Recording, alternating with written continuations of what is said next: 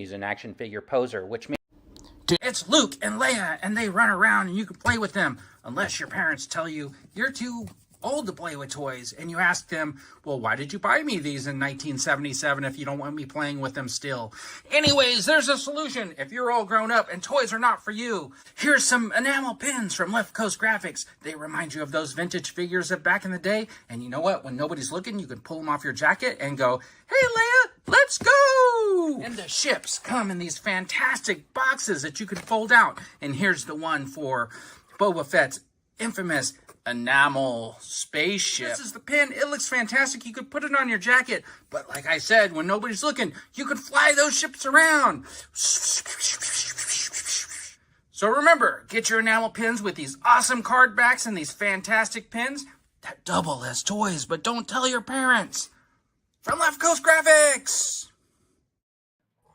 there he is. Left Coast Graphics. Welcome to the show, everybody. If I haven't told you how much I loved that, man, I absolutely love it. You saw the other one, the short one I did with the sticker pack? Yeah, you put it down and you spun it? Yeah. Yeah, I was like, I practiced that for like I'm a big 5 minutes. I'm a big spinner fan. If you can spin something, I love it. Yeah, no, I totally appreciate it. Trying my hardest. And anyways, those do earn you free rewards from Left Coast Graphics. So don't think I don't. That's what I'm hoping. That's what I'm hoping. Anyways, this is a show where we're going to talk about action figures, toys, collecting, the pain of collecting, pop culture stuff, anything that's going on TV. I think they got some new Star Wars shows and stuff like that. We're gonna plug everybody's business on here. And that is the Toy Duo. If you saw the logo this week, I wasn't sure who was coming on with me. I thought I was going to go solo. Rick told me he was going to join me this morning, so thank you for coming on.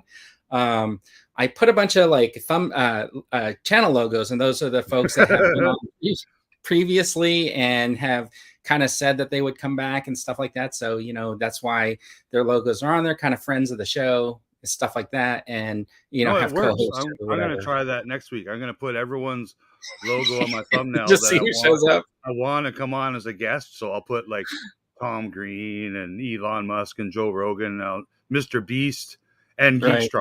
So you know, all the big YouTubers. Just do it and see what happens. Who shows up? Memberships I have on my channel, and you can join and become a member. Some people got free memberships because Duffman's Dioramas last week bought 5 memberships. And you know what I noticed is that only 4 were claimed. So somebody in the chat may get a membership today, because I think what it does is it holds it, and then it randomly selects somebody from the chat to, if you have that, accept the gift thing turned on. So if you have it turned on, I think there's still one floating around, but I thought that was super cool. And if you don't get one and you want to join, feel free to join. I do have some videos and community post board that I post some stuff that I wouldn't just normally put out there for regular viewing. I think, did you see the last picture I put up? It was a picture of me riding a Honda 50 back in like, man, that was pretty cool. Yeah. It was just a photo. It was on the community post. It's like me on a Honda 50, and like it's in a big field. We used to live on a military, it's a short story, and I make it long, but we used to live on a military base, and the housing was on the base. So our yard wasn't that super big, but it went down a big hill, and at the bottom of the hill there was like a field where they had like a baseball field and stuff like that down there. And it was, I think it was a huge like bioswale for like the typhoons seasons or something. Sure, like yeah. Was that California? No, this was in Okinawa. Okay. So yeah, so the first time I'm on this Honda 50, I'm riding in the backyard and I can't negotiate like the turn. I don't know how to turn. So I'm going and I don't know how to stop, and I'm getting to the edge of the hill and I fly off the hill. Me and the bike come separated.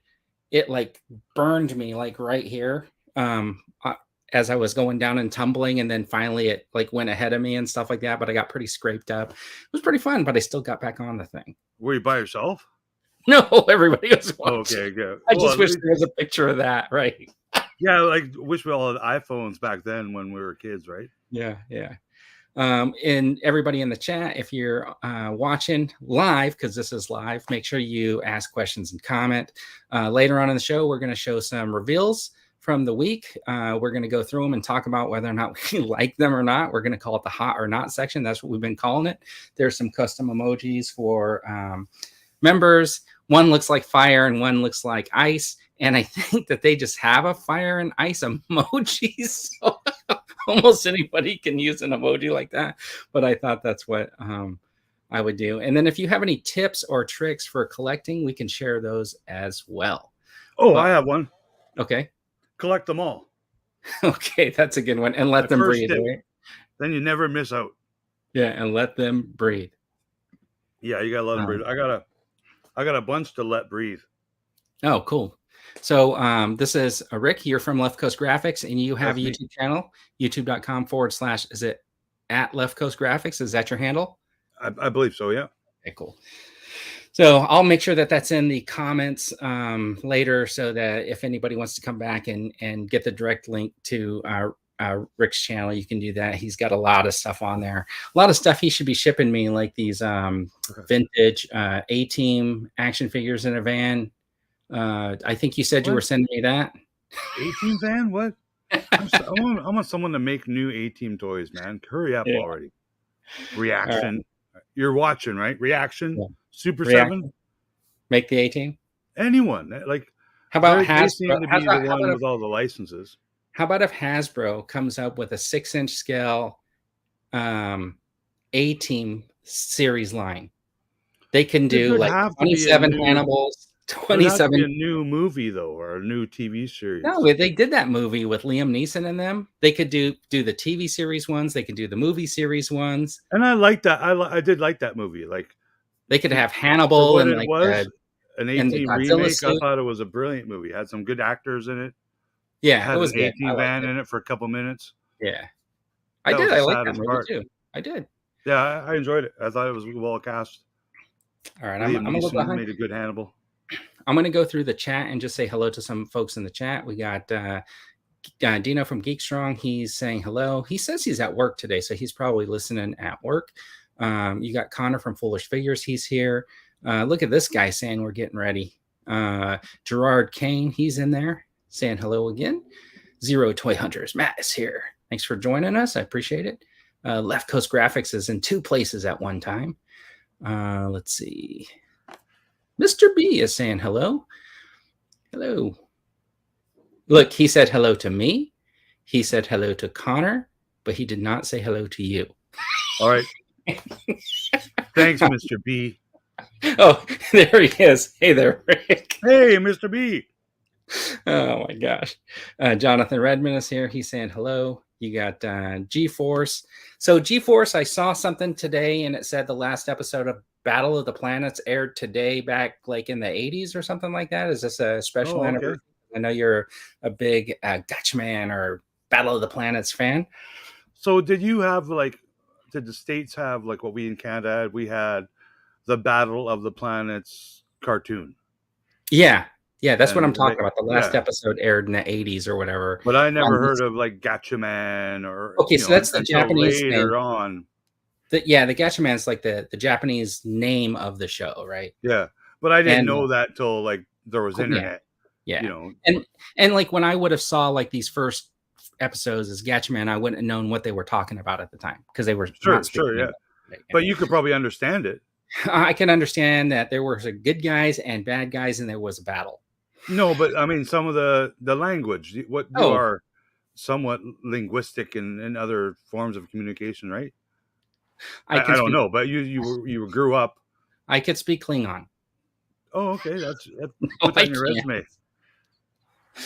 I think languages are either locked or unlocked in some people. I think I can understand a few things, but like so I'm half Korean, but like we lived in Okinawa when I was a kid because my dad was in the Air Force, and the most of the Japanese that I learned was in like culture class. So in grade school, they had somebody come in, and for like an hour, like once a week, you would go to a class, and 1 week it was like learning origami or haiku or something like that. And then the opposite week, it was you would go in and learn like Ichi ni sanchi, learning how to count and say hello and that type of stuff. But it was very, very basic. So it was an English first language school? It was American military, on a military. Yeah, So, I'm half Korean as well. No, I'm yeah, that's great. But I think I could fake speaking Klingon. Oh, you probably just make up sounds or like yell and press and stuff like that. Unless you're one of those people like you're saying it wrong, and then I'm like, oh, okay, I'm sorry, man. Sorry to offend your Klingonness. So Miriam's here saying hello, hello. Duffman's dioramas. We were just talking about you and the 5 memberships you gifted last week. Really appreciate that. Yes, I think I got one of them because I now have a little Hulk emoji by my name, which is badass. Let's see. I just need 2,000 more watch hours before I can give everyone little emojis. Okay, Matt. Matt's wanted to come on. We're definitely going to work that out. Let's talk after this. Or Rick could just carry the show and we can just chat along. We can just bring Matt on instead of me and Vern. Lobot. I think I skipped over Lobot there, not meaning to. Let's see. Let's hear that Klingon. Hak blak baklava. No, that's a Middle Eastern dessert. I actually went. There was a Star Trek themed hotel in Las Vegas. I think it was a Hilton or Sheraton or something. Yeah. And I went there in the early 2000s. It's not why I went to Vegas, but while we're there, like, let's go check. Come on, you went for the Star Trek experience. It was badass, man. Yeah, it was seriously cool. Dudes and Klingons were walking around and bumping into you and you're like, whoa, what the hell? It was actually really cool, man. I was quite impressed. But I think it's all been long torn down now. Yeah, I think they changed it. Sorry, Star Trek. Trekkers. Picard was great this year. Joseph Betts here saying hello. Vagon is here. Let's see. Mr. Beaks calling me a troublemaker. Just a little bit sometimes. Klingon is handy. Yes, it is. And then let's hear that Klingon. Yeah, I think you were ahead of me. That's why you were reading that. Okay. You saw Star Trek Picard. I watched maybe a total of 2 hours of Picard's, all 3 seasons of Picard.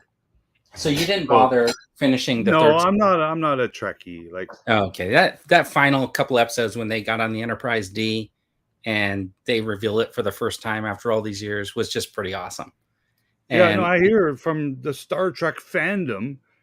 Yeah, everyone that's an actual, a hardcore Star Trek fan that I think is, it seemed like they really liked it. So it seemed like they didn't like series or season 1 and season 2, but they all really loved season 3. That seems to be the majority, and that's awesome. Like now it's over. So eat that, Star Trek fans. Now you got cartoons and other crap to look forward to.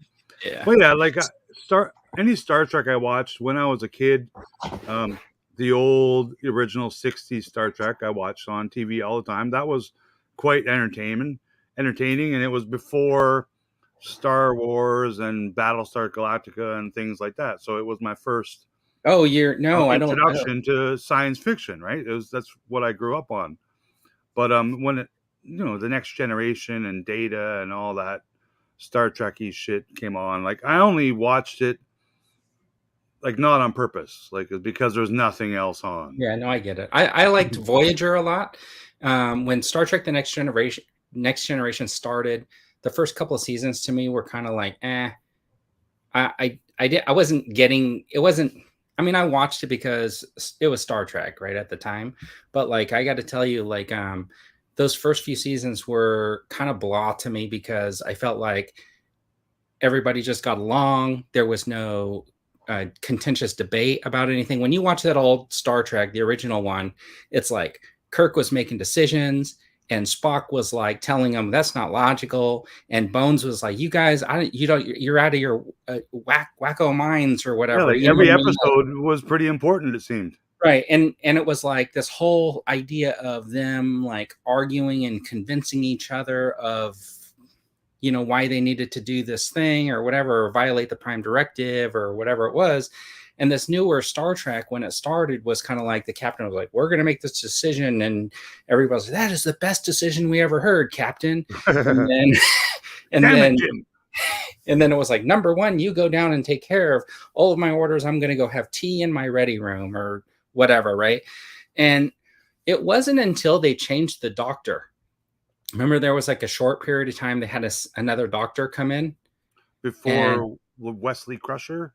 No, it was, so he was on from the beginning, and then the mom was on from the beginning, but she left for, I don't know if it was a season or whatever, but they got the other doctor, the lady with the curly hair. Yep. She came in and was a catalyst in my mind. She was the one that kind of was now creating this distinction or whatever, or the question.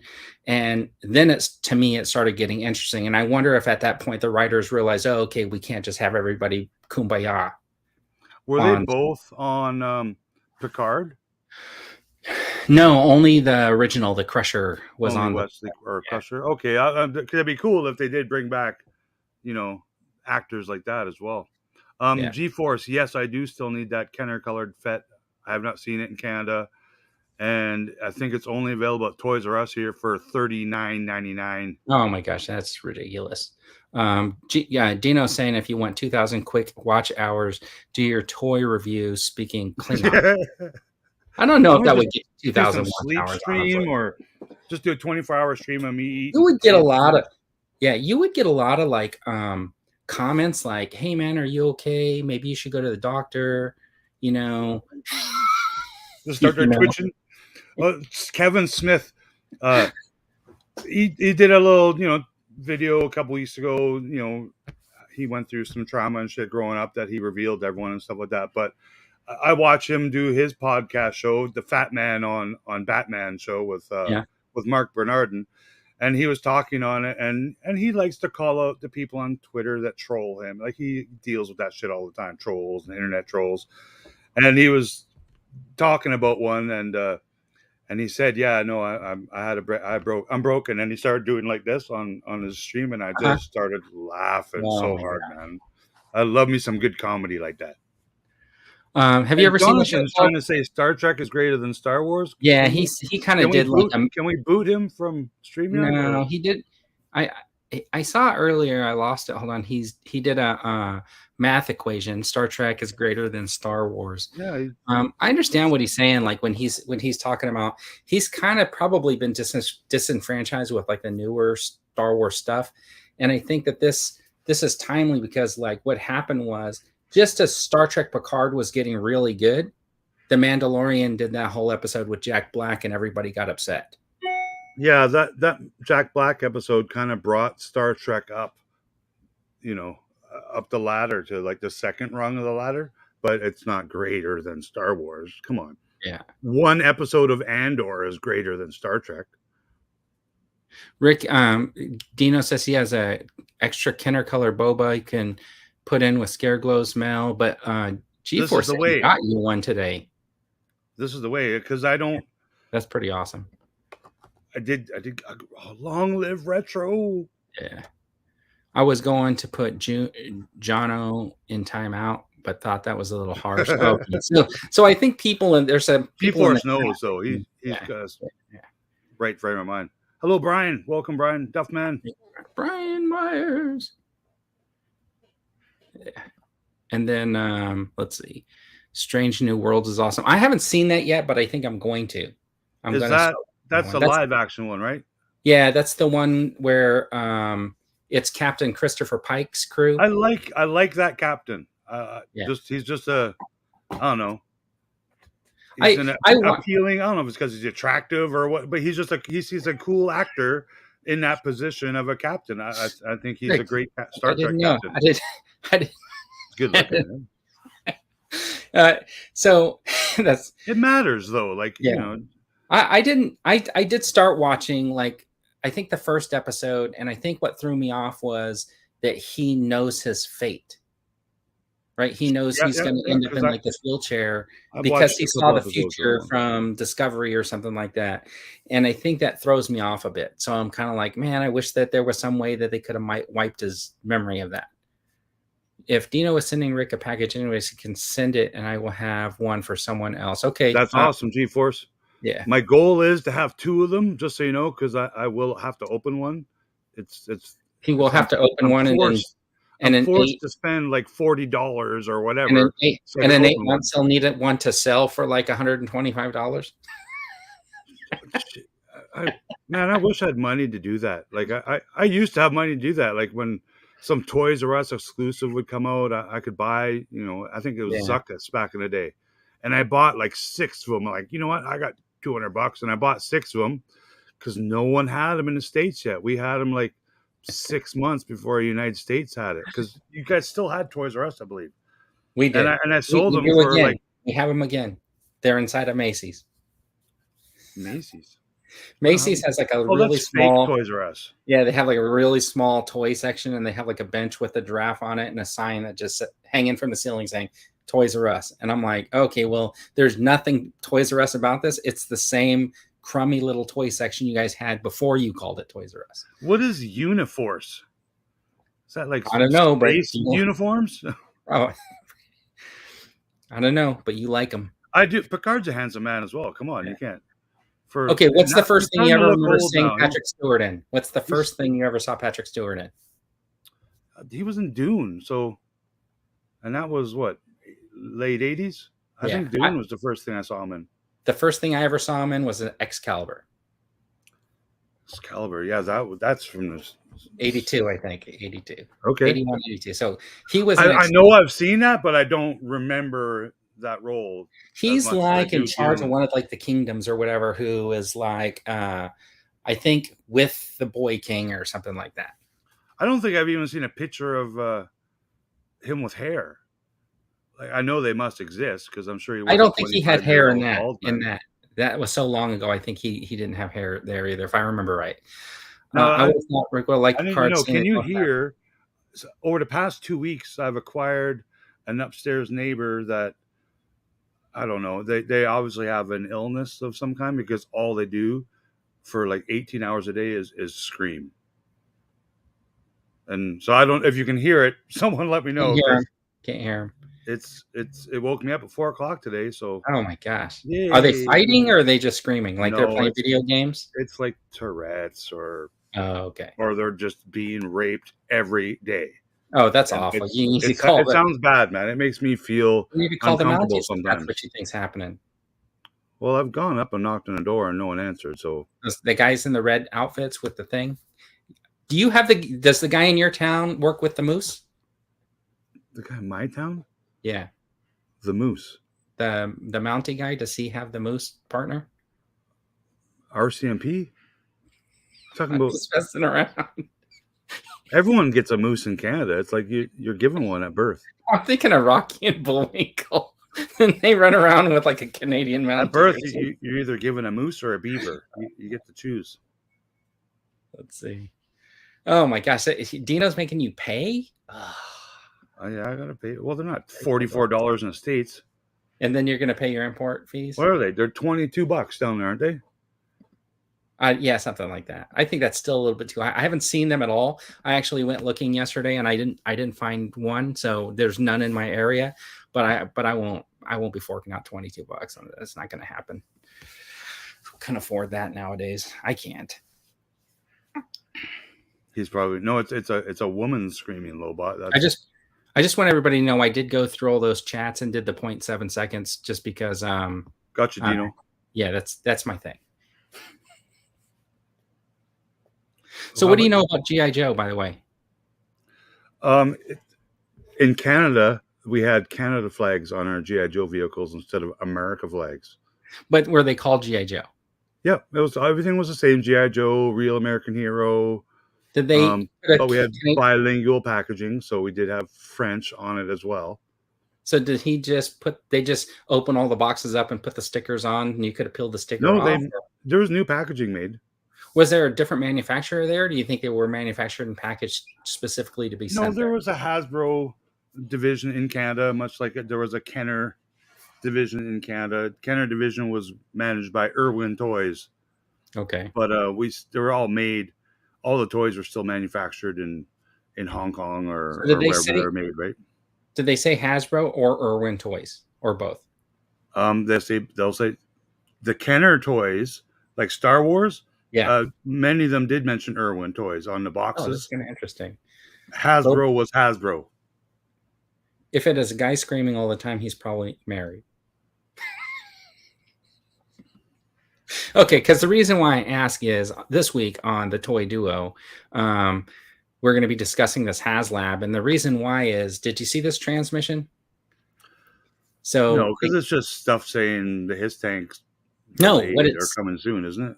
No, but what it says is it says, Commander, as part of our standing arrangement, I've been monitoring the HasLab offices disguised as one of their common employees while making certain HasLab while making a certain HasLab remains on task unimpeded. I've uncovered information well worth a modest price. It seems that the HasLab designers are playing for your adversary, G.I. Joe, against you. They have outwitted that full destro by hosting General Hawk in a teleconference. This unexpected intrusion suggests that G.I. Joe is not only employing whatever means necessary to counteract it. Alas, I can only capture the meeting from afar, but understand, should you have any further heroics in mind for me, you'll need to quickly pay my price. I humbly suggest that you enlist another agent on your behalf to uncover the exact nature of their plans. So it's making it seem like that there's going to be a HasLab to counter the his tank.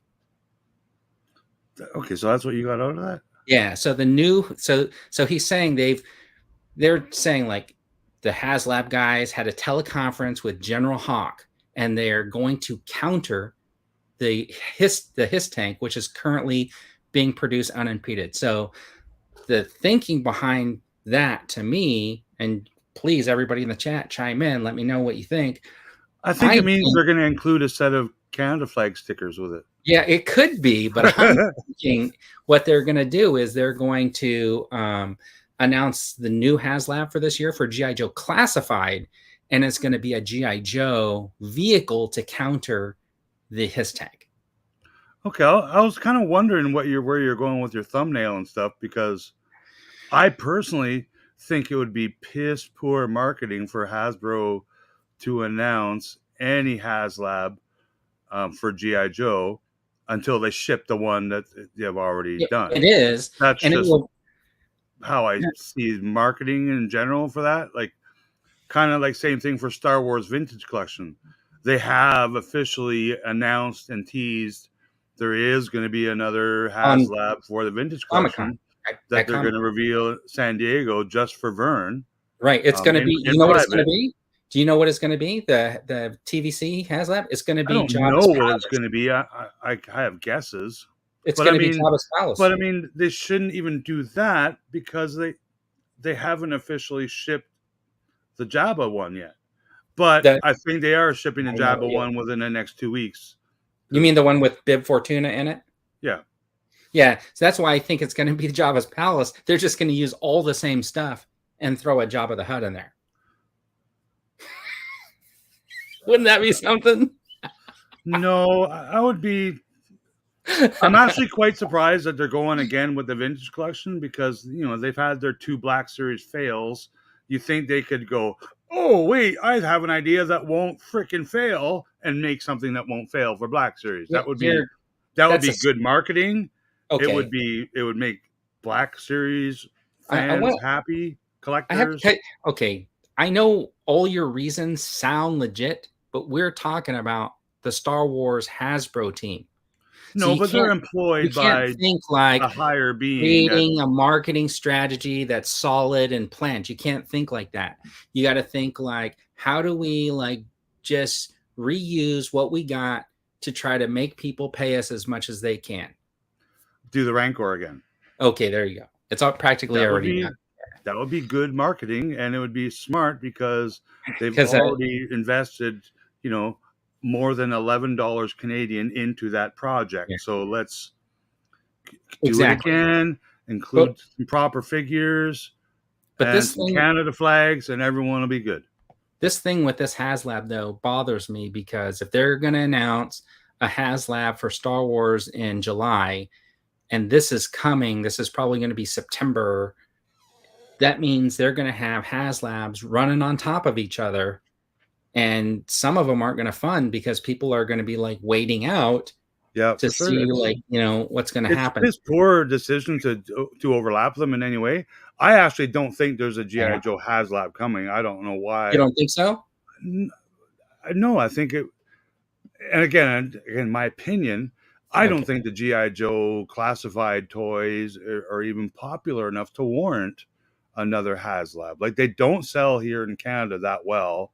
And even when I see them at toy shows, there's not guys running around all the tables looking for the newest GI Joes. Like, it's. But the problem I is, get it. I know there is a hold on. They're cool. Both of those GI Joe HasLabs got fully funded and more. Yes, so, and you know where 78 to 85% of those toys will go? Yeah, back on the market. Yeah, so those aren't collectors. Those people that buy them to sell at toy shows and eBays, they're dealers. It's a business. But I think that Hasbro ignores that because they've partnered with people to rebuy them for just that reason, like Big Bad Toy Store and stuff like that. No, they don't. Hasbro does not partner with stores to sell. Not officially. They just buy them from 7 different credit cards from their mom. I don't believe that's true. They're not stores. Like Entertainment Earth and Big Bad Toy Store aren't like a store. They're I know they're like distributors or marketers or whatever, but it's not like 5 guys sitting in their garage. Well, you know, they're a little bigger. Like they actually have warehouse spaces and stuff. Yeah, could be. But yeah, they don't make deals with them. Like, okay, so here's my question. I'm going to ask the chat. and UK are different though. Let's ask the chat. There's 26 people in here. Do you guys think there's going to be a GI Joe classified series HasLab based on that transmission? It's yes or no. I mean, like, I got people already guessing it's going to be a Vamp, right? Like Jonathan saying a Vamp would make sense. That's the Jeep, right? Yeah. So I have pictures. Jeep totally makes sense. It would. Wolverine. If they would make it a HasLab, go ship $199, and I think that's high. That's a lot of money. I think it would fund 24 hours, much like Jonathan's saying for the his tank. But I also think it could sell for $99 at freaking Walmart. Yeah, Connor's talking about a GI Joe Engine of Vengeance. That one's practically already in the can. Now here's a very big box either. Like it's a Blue Sasquatch. Yes, it's live. If you were going to ask, thanks for joining us. Let's see. I would want a killer whale. Is that what it was called? The whale, the hoverboat. Okay, Jason Cook says yes. Okay, so let's do this. So I have some ideas.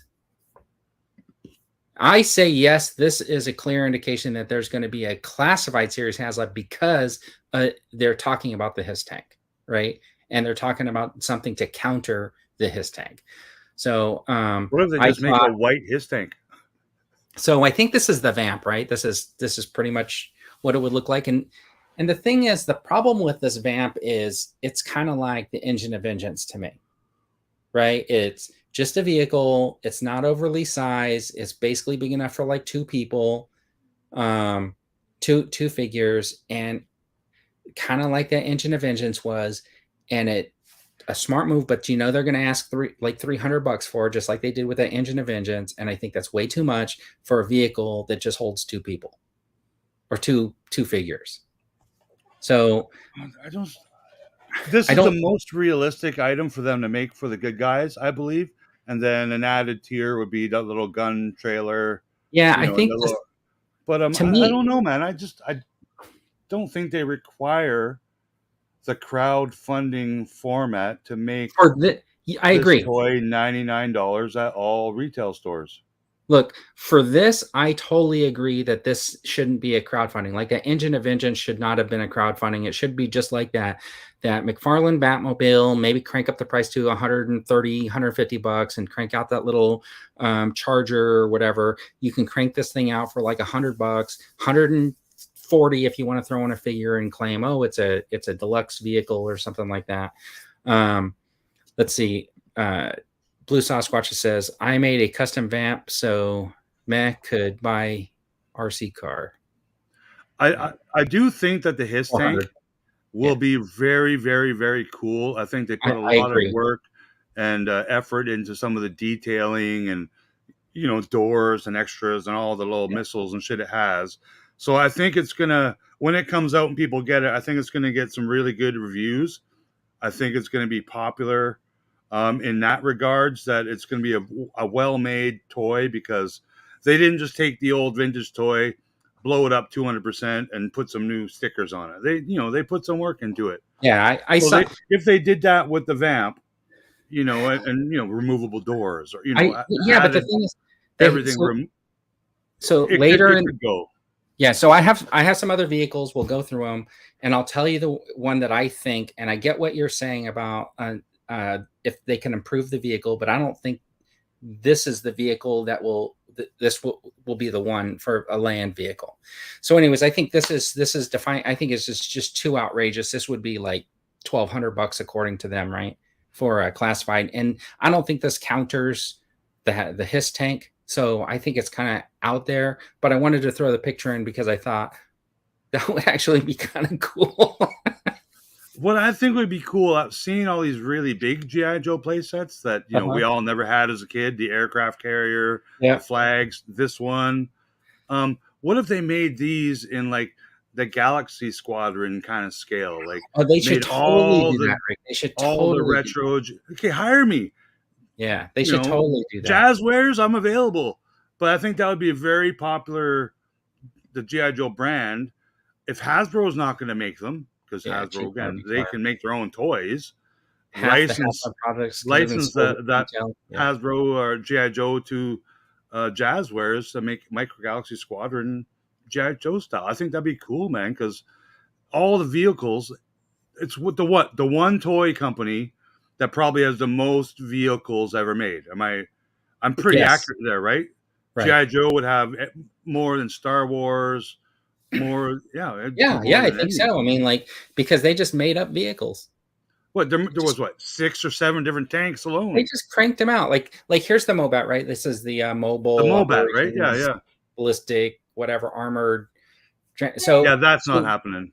This wouldn't happen just because it's well, to me, if they scaled this up, but I think it's just too small. But yeah, definitely this would be this should be a retail, right? Yeah, Blue Sasquatch is like looking for the Snowcat. I do have a picture of that coming up. So here's the Dragonfly. This is what Connor was saying. Now, I almost think something like this would be really cool, even though it's only for like 2 figures in there. The size of it would just be cool. And I'm guessing it would be about the length of if they made a Black Series like X-Wing or something like that. And they made a Black Series like TIE Fighter. So I know it's possible, and it's slim, so it would fit perfectly on a shelf, right? And then they could just gear it up with like the landing pad, root fueling tanks, rocket launchers, all that kind of stuff. And I think it would be really cool. I think this one, because I remember the cartoons and the comic books, like the toy itself, they even scaled down the toy a little bit to be realistically produced, because a real helicopter isn't, doesn't just seat 2 people like that. Sure. I know it's not real, but it is based on like real life military stuff in a way. Right. I don't see this getting produced because for 6-inch toys at all. Because they would have to be. I can see them redoing it for the 3 3/4 stuff. Are you saying that, don't they? Are you saying because you think it's too big? Yeah. And okay, but we're talking about HasLab. Price points. I don't know. See, and this is where I think this is something of this scale on a 6-inch scale would be designed for HasLab, because that Sky Striker was 3 3/4-inch figure scale, and that got produced. So I think if they were going to make an aerial vehicle for the 6-inch figures, I don't think it would be the Sky Striker. I'm thinking the Dragonfly. Yeah, maybe. Right? Just so because they have had one successful HasLab for 6-inch. That's his tank. They've had one successful Sky Striker for 3 3/4. Is that all they've done for GI Joe? Yeah, I think so far. Because I know the His Tank had a bunch of packing figures.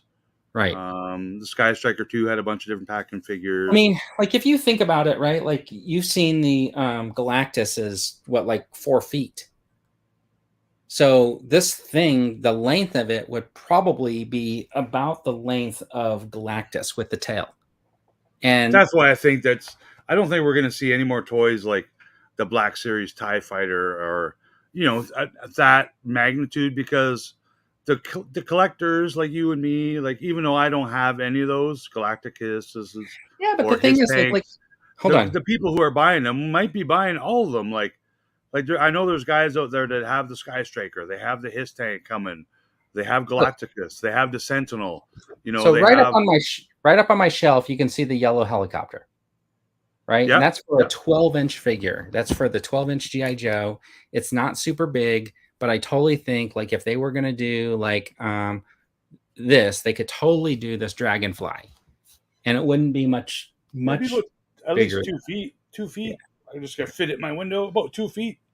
We ain't got a Wild Bill figure yet. Plus the tiers for this could be some cool ground crew equipment. Plus the image was on Rakonda's packaging. Yeah, I think I agree, Brian, saying that would definitely sell at retail, but I think that because Hasbro is, and the way that they work is they want a premium for this, right?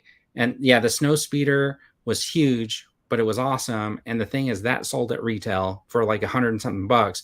But I think like for putting something like this and saying it's a HasLab and making it for 6-inch, I think is totally going to be the way that they go, because they're going to want to pad their bottom line. How much was the His Tank?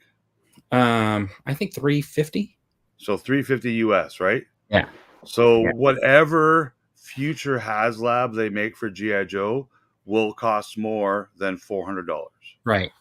That's how I see it as a business person. Like, they would be ignorant to make a cheaper, because they've raised the bar as what they've done. So they've raised it for themselves as well as for collectors who could potentially back them.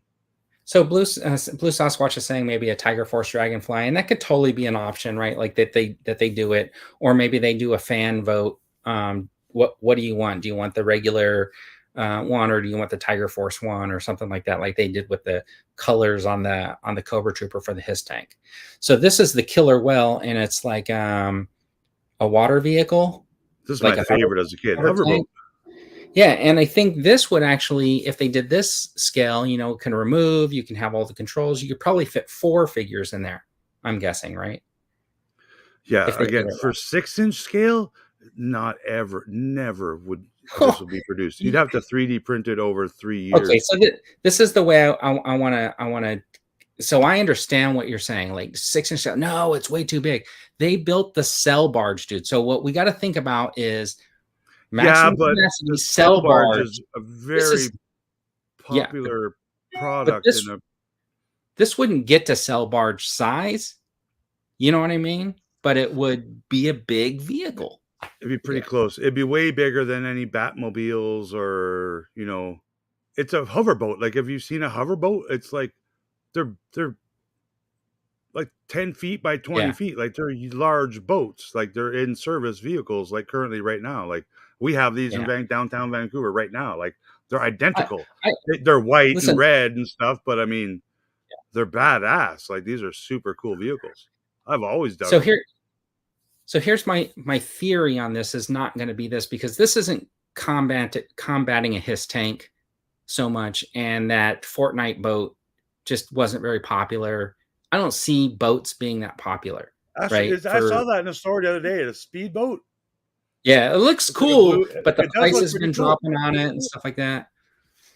Let's see. Okay, the Whale would be awesome. Most frustrating toy I ever owned. Still loved it. I definitely be a Joe vehicle anyways. I can't see them doing 2 Cobra HasLabs. It's not going to be another Cobra HasLab based on that transmission, right? Yeah, the way you read it, I got that out of it. Well, what you say the way I read it was reading the English words in order that they wrote I mean, them. Like, because I never read it.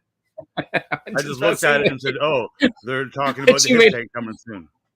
You did one of those news things, like maybe I paraphrased it. I just look at the pictures, Vern. I didn't see any boobs, so I scrolled to the next.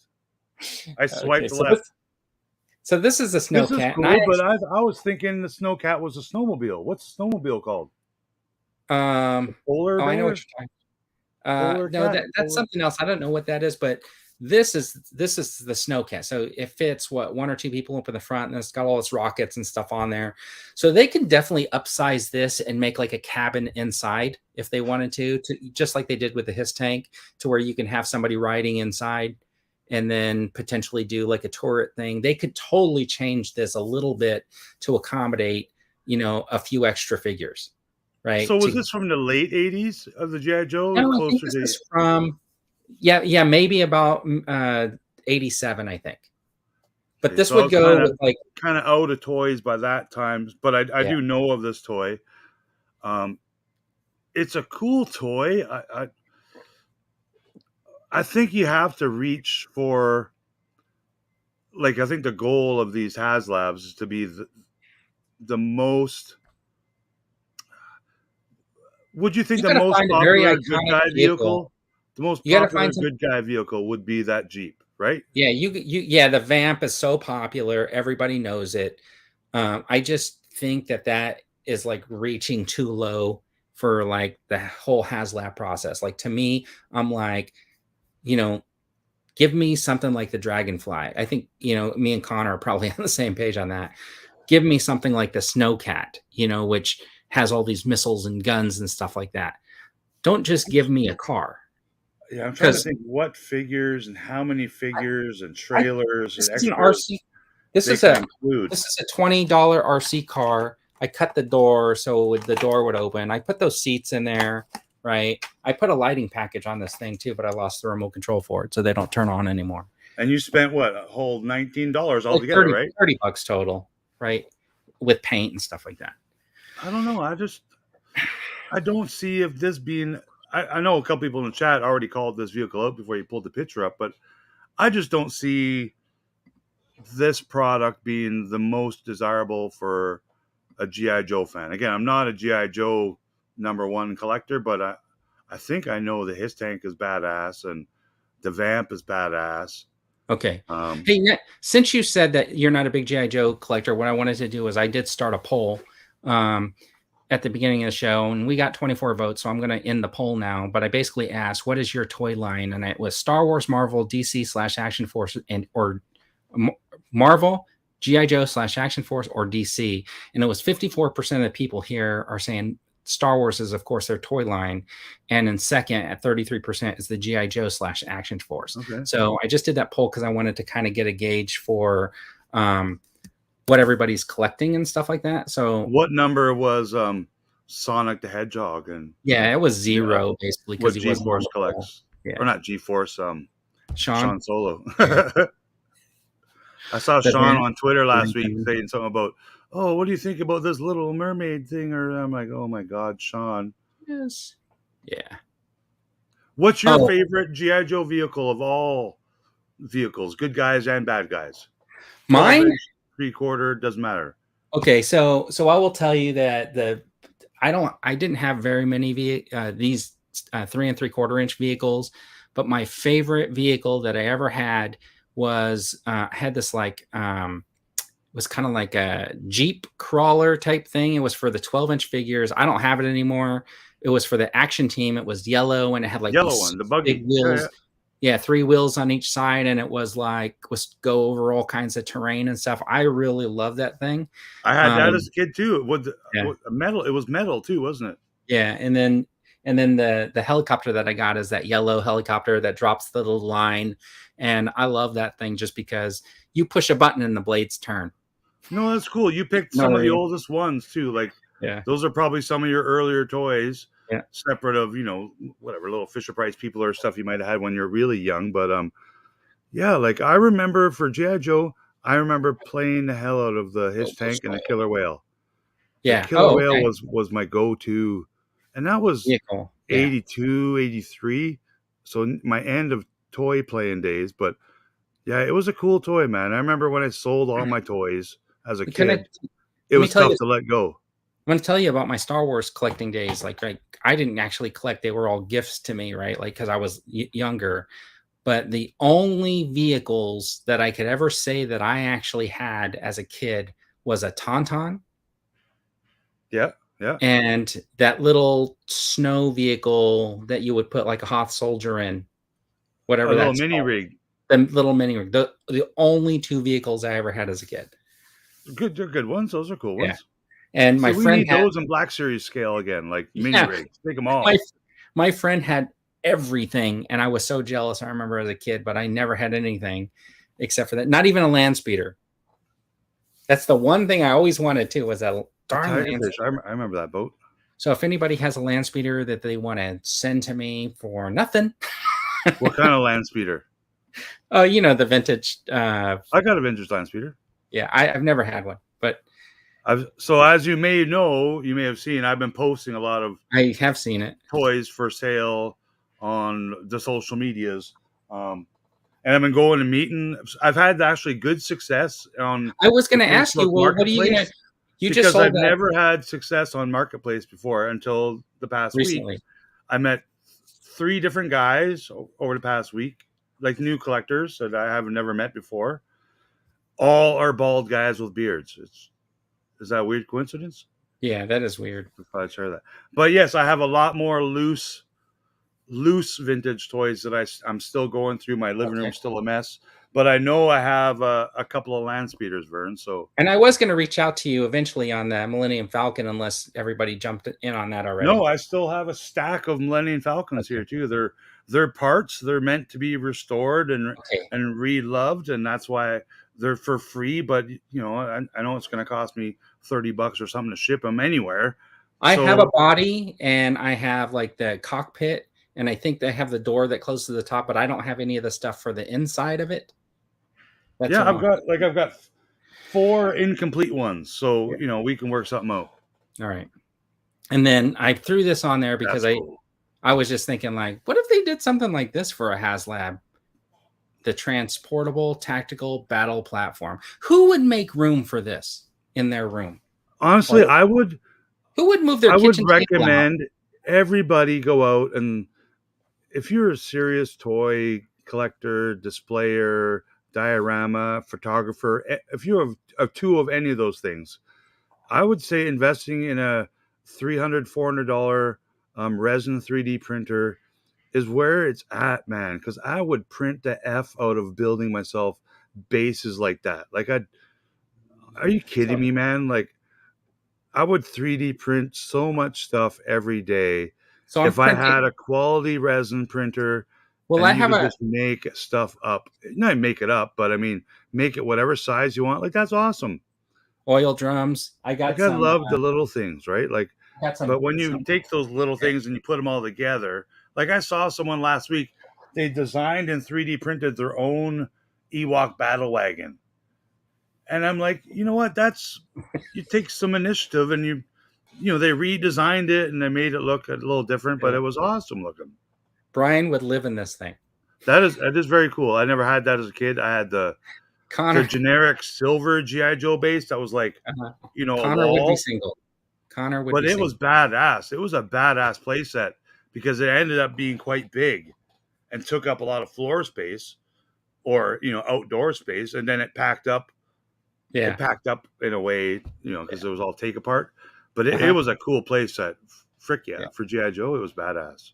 Now, what about this for an air vehicle? This thing you can fit like maybe 8 guys in there, maybe like have a couple of hanging out the doors, a couple of pilots, right? If you had the suspended, I think G-Force is into like the fishing line and hanging stuff from ceilings, or I think that's what he recommended to me. You could have the guys rappelling down, right? But that would be bigger than like your ceiling fan. Like, that's a tomahawk. It would be gigantic. Like, right? Oh like my god! 6 The Rock size people can fit in there, right? And it won't crash, right? But can you imagine if this was and what would the price have to be for Hasbro? Because any other toy company could do it for a reasonable price, but Hasbro would have to mark this thing up. Well, what's that army toy that's in Walmart? The Corpse?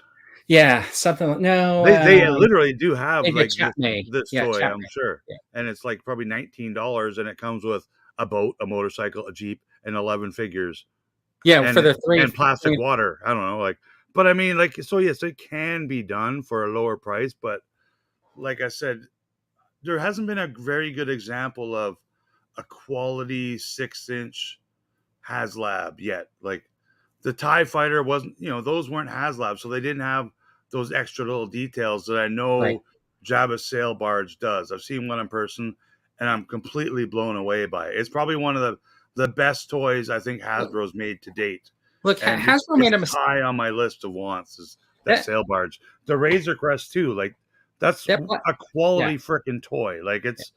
I'm gonna go out and say it's the 100 to 800. I hot agree. toys of action figures Maybe when it more. comes to plastic toys. Hey, when you're talking about that Black Series TIE Fighter, this is why I think that thing didn't really sell. It was a sequel trilogy Yeah, it was the vehicle. wrong TIE fighter. Yes, If they exactly. had done a original trilogy TIE Fighter with the the what do they call the pilots? TIE fighter pilots? AT-AT? No.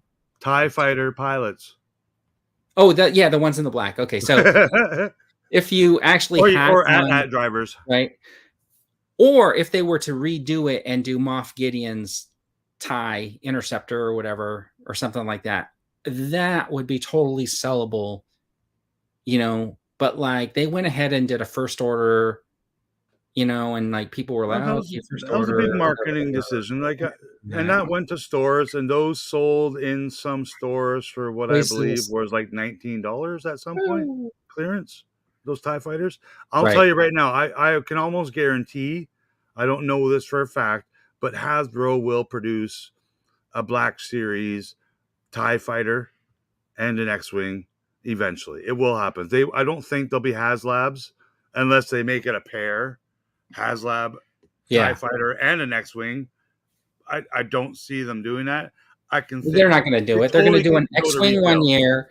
So I think the first Black Series, I think if they really wanted to do a Black Series HasLab, what they should do is they should do Luke's X-wing fighter, and they should do the version with all of his like gear, like he landed on Dagobah or whatever. Oh, for sure. With the R2. They can do like a little kind of swamp diorama. They can give you some like fake moss to put over the wings or slimy, leafy stuff just for that reason, so that you can do your setup where Yoda is lifting the thing out of the water and telling Luke, like, this is why you won't succeed, or whatever his thing is. This is why you failed, or whatever. Do or do not. Yeah. Anyways, yeah, for sure. And it can include a Vader with a Luke Skywalker face reveal. Claritin is very specific on the label. You're only supposed to take one every 24 hours. I think a bunch means one. My tie is in the loft now. Yeah. Yeah. Matt has the pretty cool looking tie, but it's like, if I have 10 favorite Star Wars vehicles, yeah, the sequel TIE fighter is not on that top 12. Like, it's not even close. So this is the mobile command center, and I only threw this one picture in, but it folds up, so like it collapses down, so you could like store it. So this is I actually had this. I bought this at a Value Village. So I almost think 7 years ago. Oh, really? For like $7. It was missing every single part, but I mean, it was like it was like a freaking mini fridge, and I brought it home. And I think I sold it for $50. I don't know how popular something like this would be, but like there's a lot of people getting into taking pictures with their action figures and stuff like that. And I don't know if you've seen Waze is set up. He's done all these shelves, and he's put like diorama basically on like every shelf. No, that's the way to do it. Yeah, and I think something like this, even if it folds up and breaks apart, so that you can use each separate section separately, could be this whole like kind of like build your diorama on a shelf out of this mobile command center.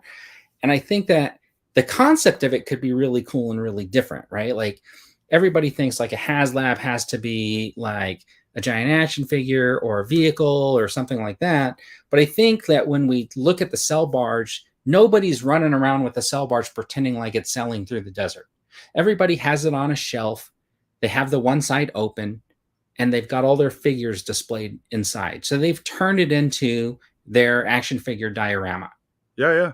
for No, display. I like something like this that's, let's call it modular. Let's Yeah, say, so like Hasbro's done those play yeah, sets where you can attach them to make a bigger environment. But something like this is where I think that the world of 3D printing yeah. Oh, could nowadays is a totally total excel, right? game changer, right? Like, Yeah. here's an idea. Hasbro, do a HasLab for whatever, the Vamp, the Good Guys Jeep or something. You pack in some figures. What if we sell 10,000 of these? We're going to include 3D print plans for this play set, and you can Oh, print it exactly, in right? Like all the 70 stuff, 70 all different modular things. every Give little it to you. piece you can imagine. Here's a 3D print for a phone. Here's the tactical communication system desk or something like. Yeah, It's 2023, and I can't believe that there's no toy company yet with Hasbro and Mattel and Jazzwares, all these other newer yeah, Boss Fight Studios. There's a lot of Super 7, a lot of yes, these companies now that they aren't as big as Hasbro, but none of them are jumping into the 3D printing none of them. kind of Yeah, genre, and I think right. they're missing out, man. I think Well, you do have some like there's a 3D. There's a guy who sells 3Ds. He's not selling the 3D prints. He's printing stuff out and selling them.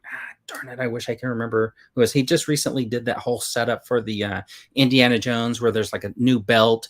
It's got like a hook instead of that little stupid latch for the lasso. There's like a bendable lasso. There's like an actual decent like pistol for it. it's a And good market for that stuff, yeah, absolutely, there's because totally it's reasonable priced.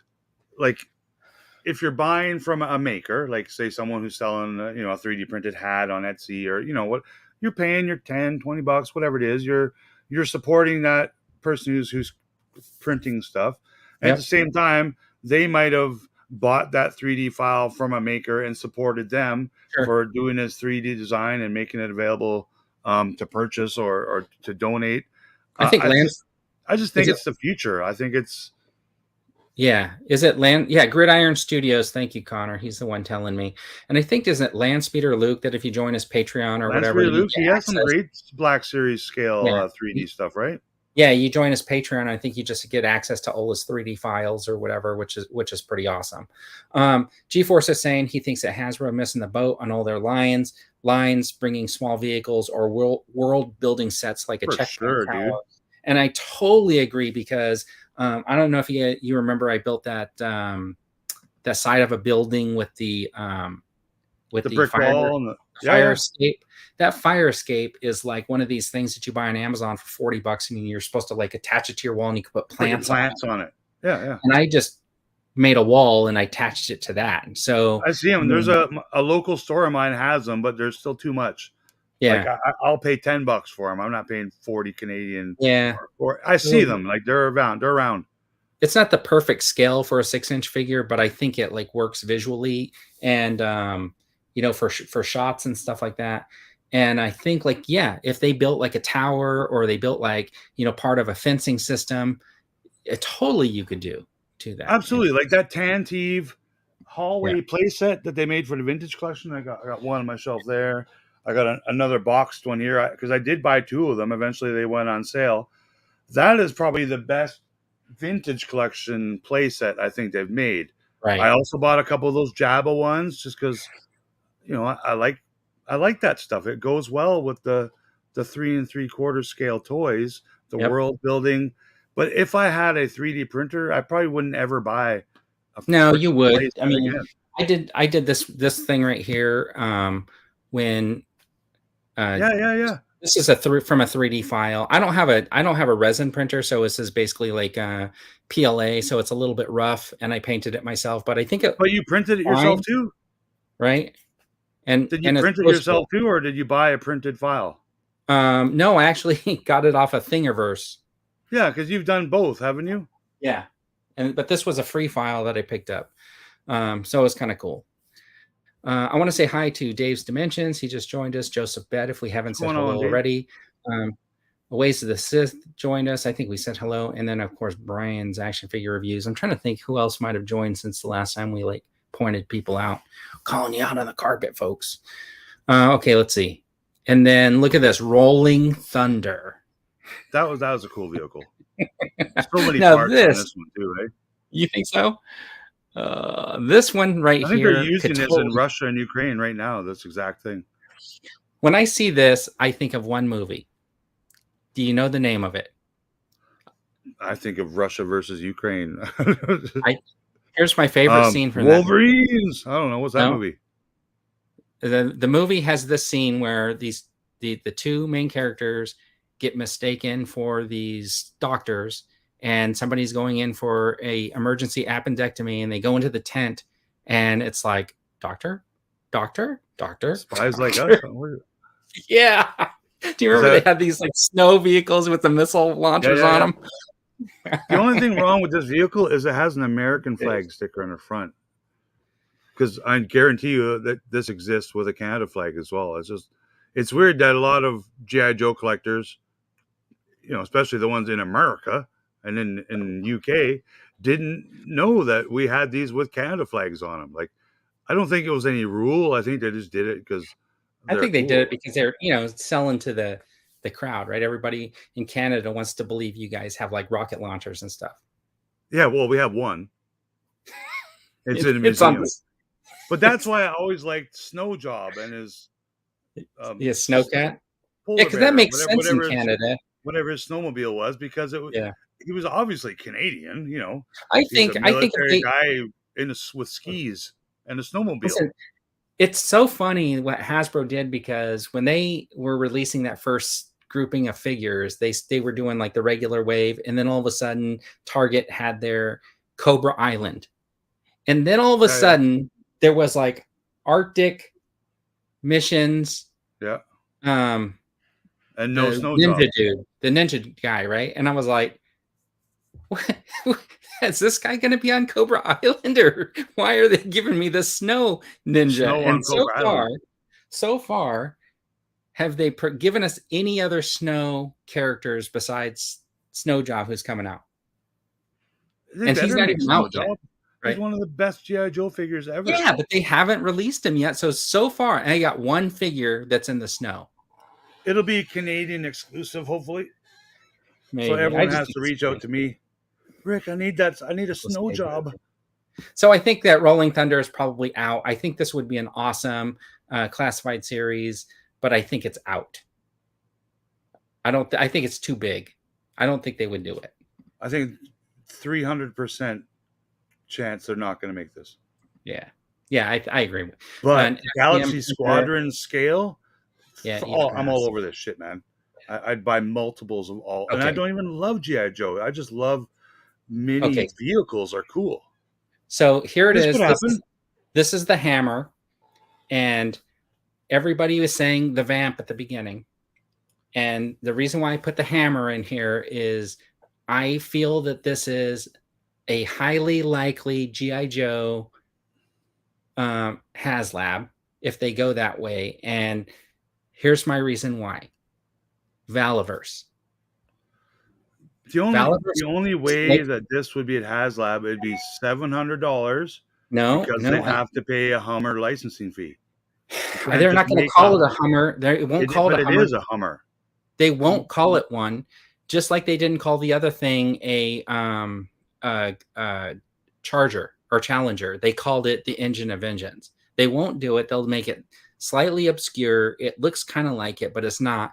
And so with that Engine of Vengeance, even though they didn't call it a Hell Charger, I believe they still had to pay a licensing fee. I bet you they didn't, or they would have called it that. No, you did. Hasbro's a big company. You can't just replicate an existing car manufacturer model. Yeah, they weren't going to retail. It's a crowdfunding. Pay a license for it. It's a crowdfunding thing. Yeah, but it's still. It was some obscure vehicle that nobody knows what it really was. It's like you can't put a Nike swoosh on the Hot Toys. Do you think that Ramen Toys is paying a licensing fee? No, because he is 100% non-licensed toy manufacturer of any kind. I think that they have some loophole with their HasLabs. No, he's an independent toy maker. Yeah, I think that their HasLabs are built differently because that's why they do them that way. I think that's why it was $700 because of the licensing fee. What Okay, was it, so $599? yeah. Valaverse is going to have to pay a royalty as well for. Well, Valaverse is on a real partnering vehicle with that company, so they are already paying them. But the thing But it is, looks like a Toyota, so I'm not. It's not my favorite looking it's vehicle. a Resi or Vezi or whatever type of vehicle. I don't know, but like, okay, Yeah, so it looks like a this to me, Mom-mobile. yeah, this to me is comparable in size, fit about the same number of figures, has the turret, has the side guns, has the missiles. It's very comparable to whatever like Valaverse is doing, and they may like upsell it with like all the extras as part of like the HasLab to try to topple the sales of whatever Valaverse is doing. I think that this is not an iconic GI Joe vehicle, so I think zero chance. Like I think the Vamp is an iconic GI Joe vehicle because it's I not a think it's real. iconic. It's not a real vehicle, right? It's like the His tank. It's an imaginary type of Jeep or tank. Okay, but here's also there are 6-inch scale Humvees and military vehicles just like this that exist. Like you could probably find 7 different ones right now. Yeah, but they're very expensive, and they're like those RC ones. And if you really look at cheaper than a HasLab, though, hold isn't on. it? But if you go onto Amazon and look at those ones, and then go search them up on like YouTube, you'll see that even though it says 1/12 scale, they don't really scale with your fingers at all. They're not scalable. This will like have a Bratz car. Yeah, and I think that like what's going on right now is if you look at what's happening between Valaverse and like Hasbro, Valaverse is really trying to move that little needle on the market towards them, and I think GI Joe is trying to make sure that they stay with their brand and try to, they don't want this other company to like rise them up. But I think Super John said it a while ago, like, or we were talking about on that GI Joe one that we did before. We were talking about the weapons. We were talking about the first wave of the GI Joe figures that came with these like one color plastic weapons, and then Valaverse is coming out with these like ones that look high tech. They look very realistic. They had multiple paint apps on the guns and stuff like that. And then all of a sudden, the newer waves of the GI Joes were coming with these more realistic looking weapons with like and muzzle flashes, apps on them and stuff like that. So I think that because Valaverse is doing this vehicle that's comparable to this, I can really see Hasbro saying the Vamp just isn't HasLab material because it will meet the same fate as that Engine of Vengeance. It's just a car that should go to retail. But this is much bigger, and we can make a sale because you're going to get multiple figures in there. You're going to have all the weapons and turrets on there. You can have interchangeable parts on there, interchangeable pieces, and maybe they'll put the little hitch on the back so it can pull something. Maybe they throw like an extra trailer in there. Who knows? But I think that this may be like what they're going to be.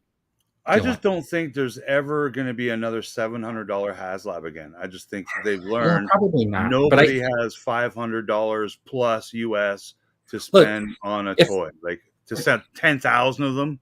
I agree with you. If they tried to price that Vamp at $350, I wouldn't even consider it.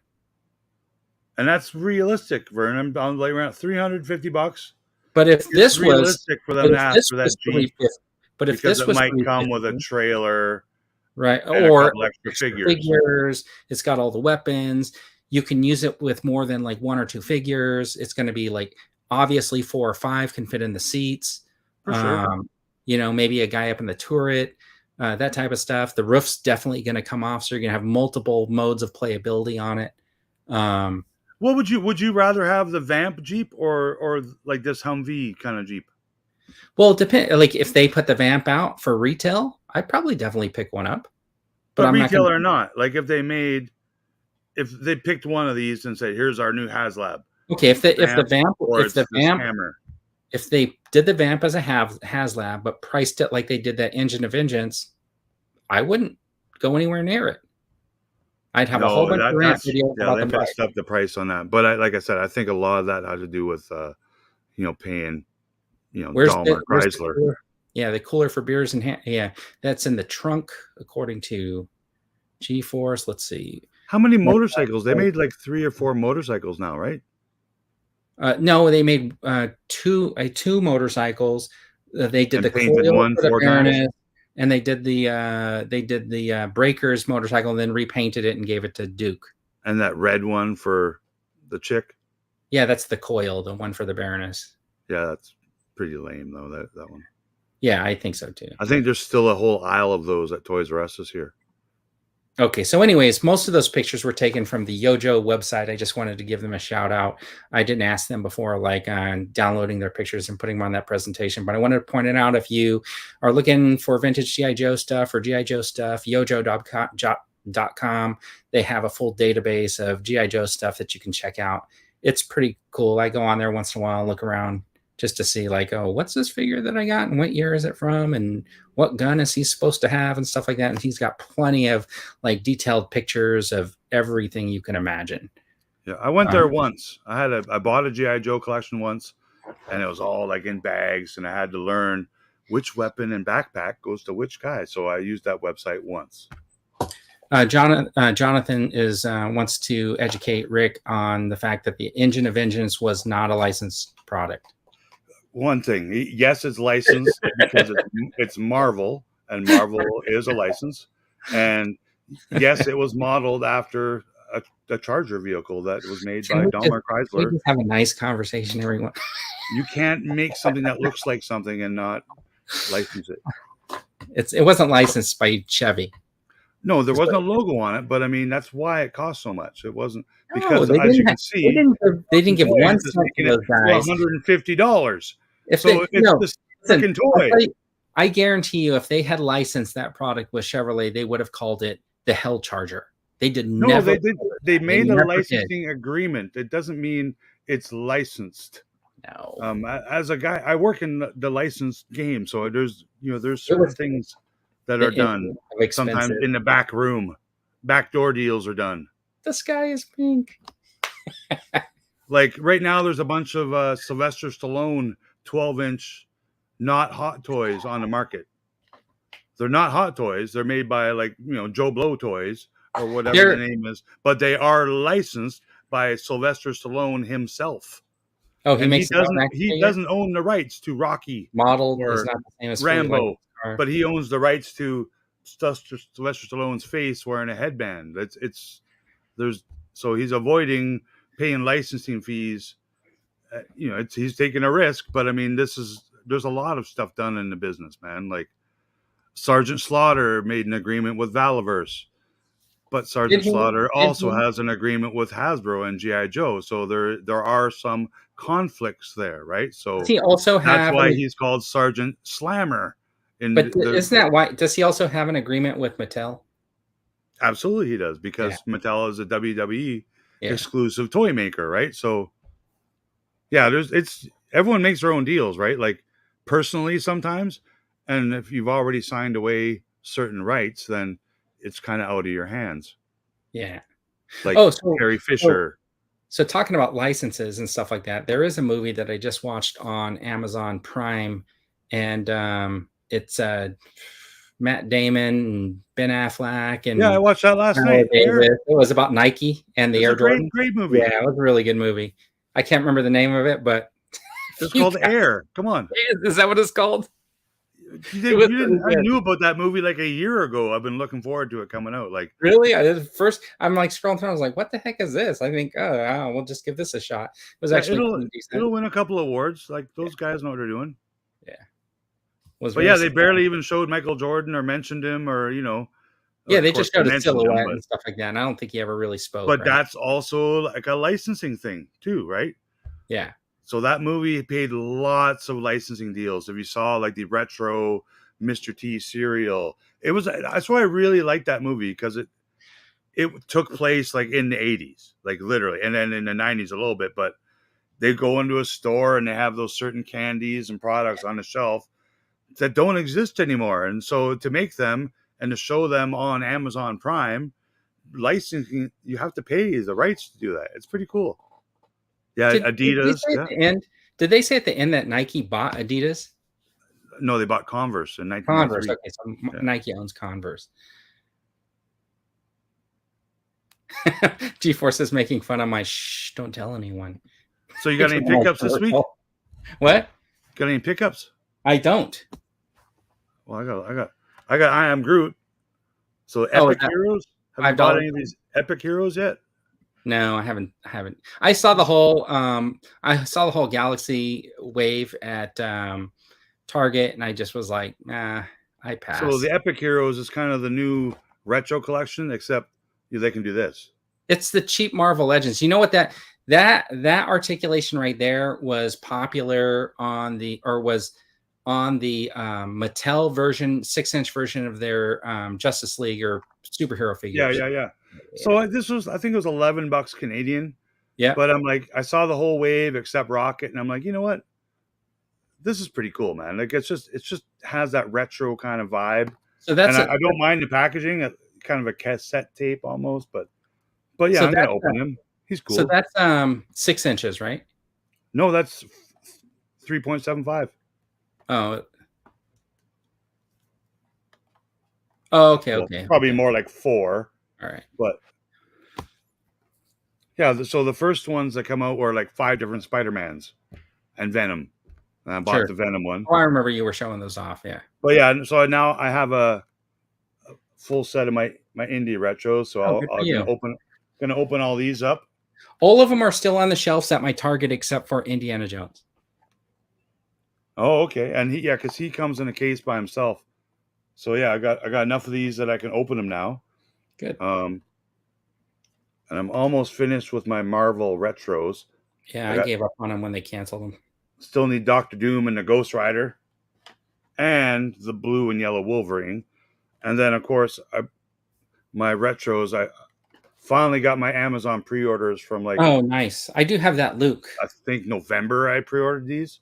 I do have that Luke, and they're all, my vintage Luke has everything except for the lightsaber, and I'm thinking about taking that Luke's lightsaber and giving it to my vintage one. So Boosh is cool. I like how they did the bubble the same way they did in '84. I think that's badass. So yeah.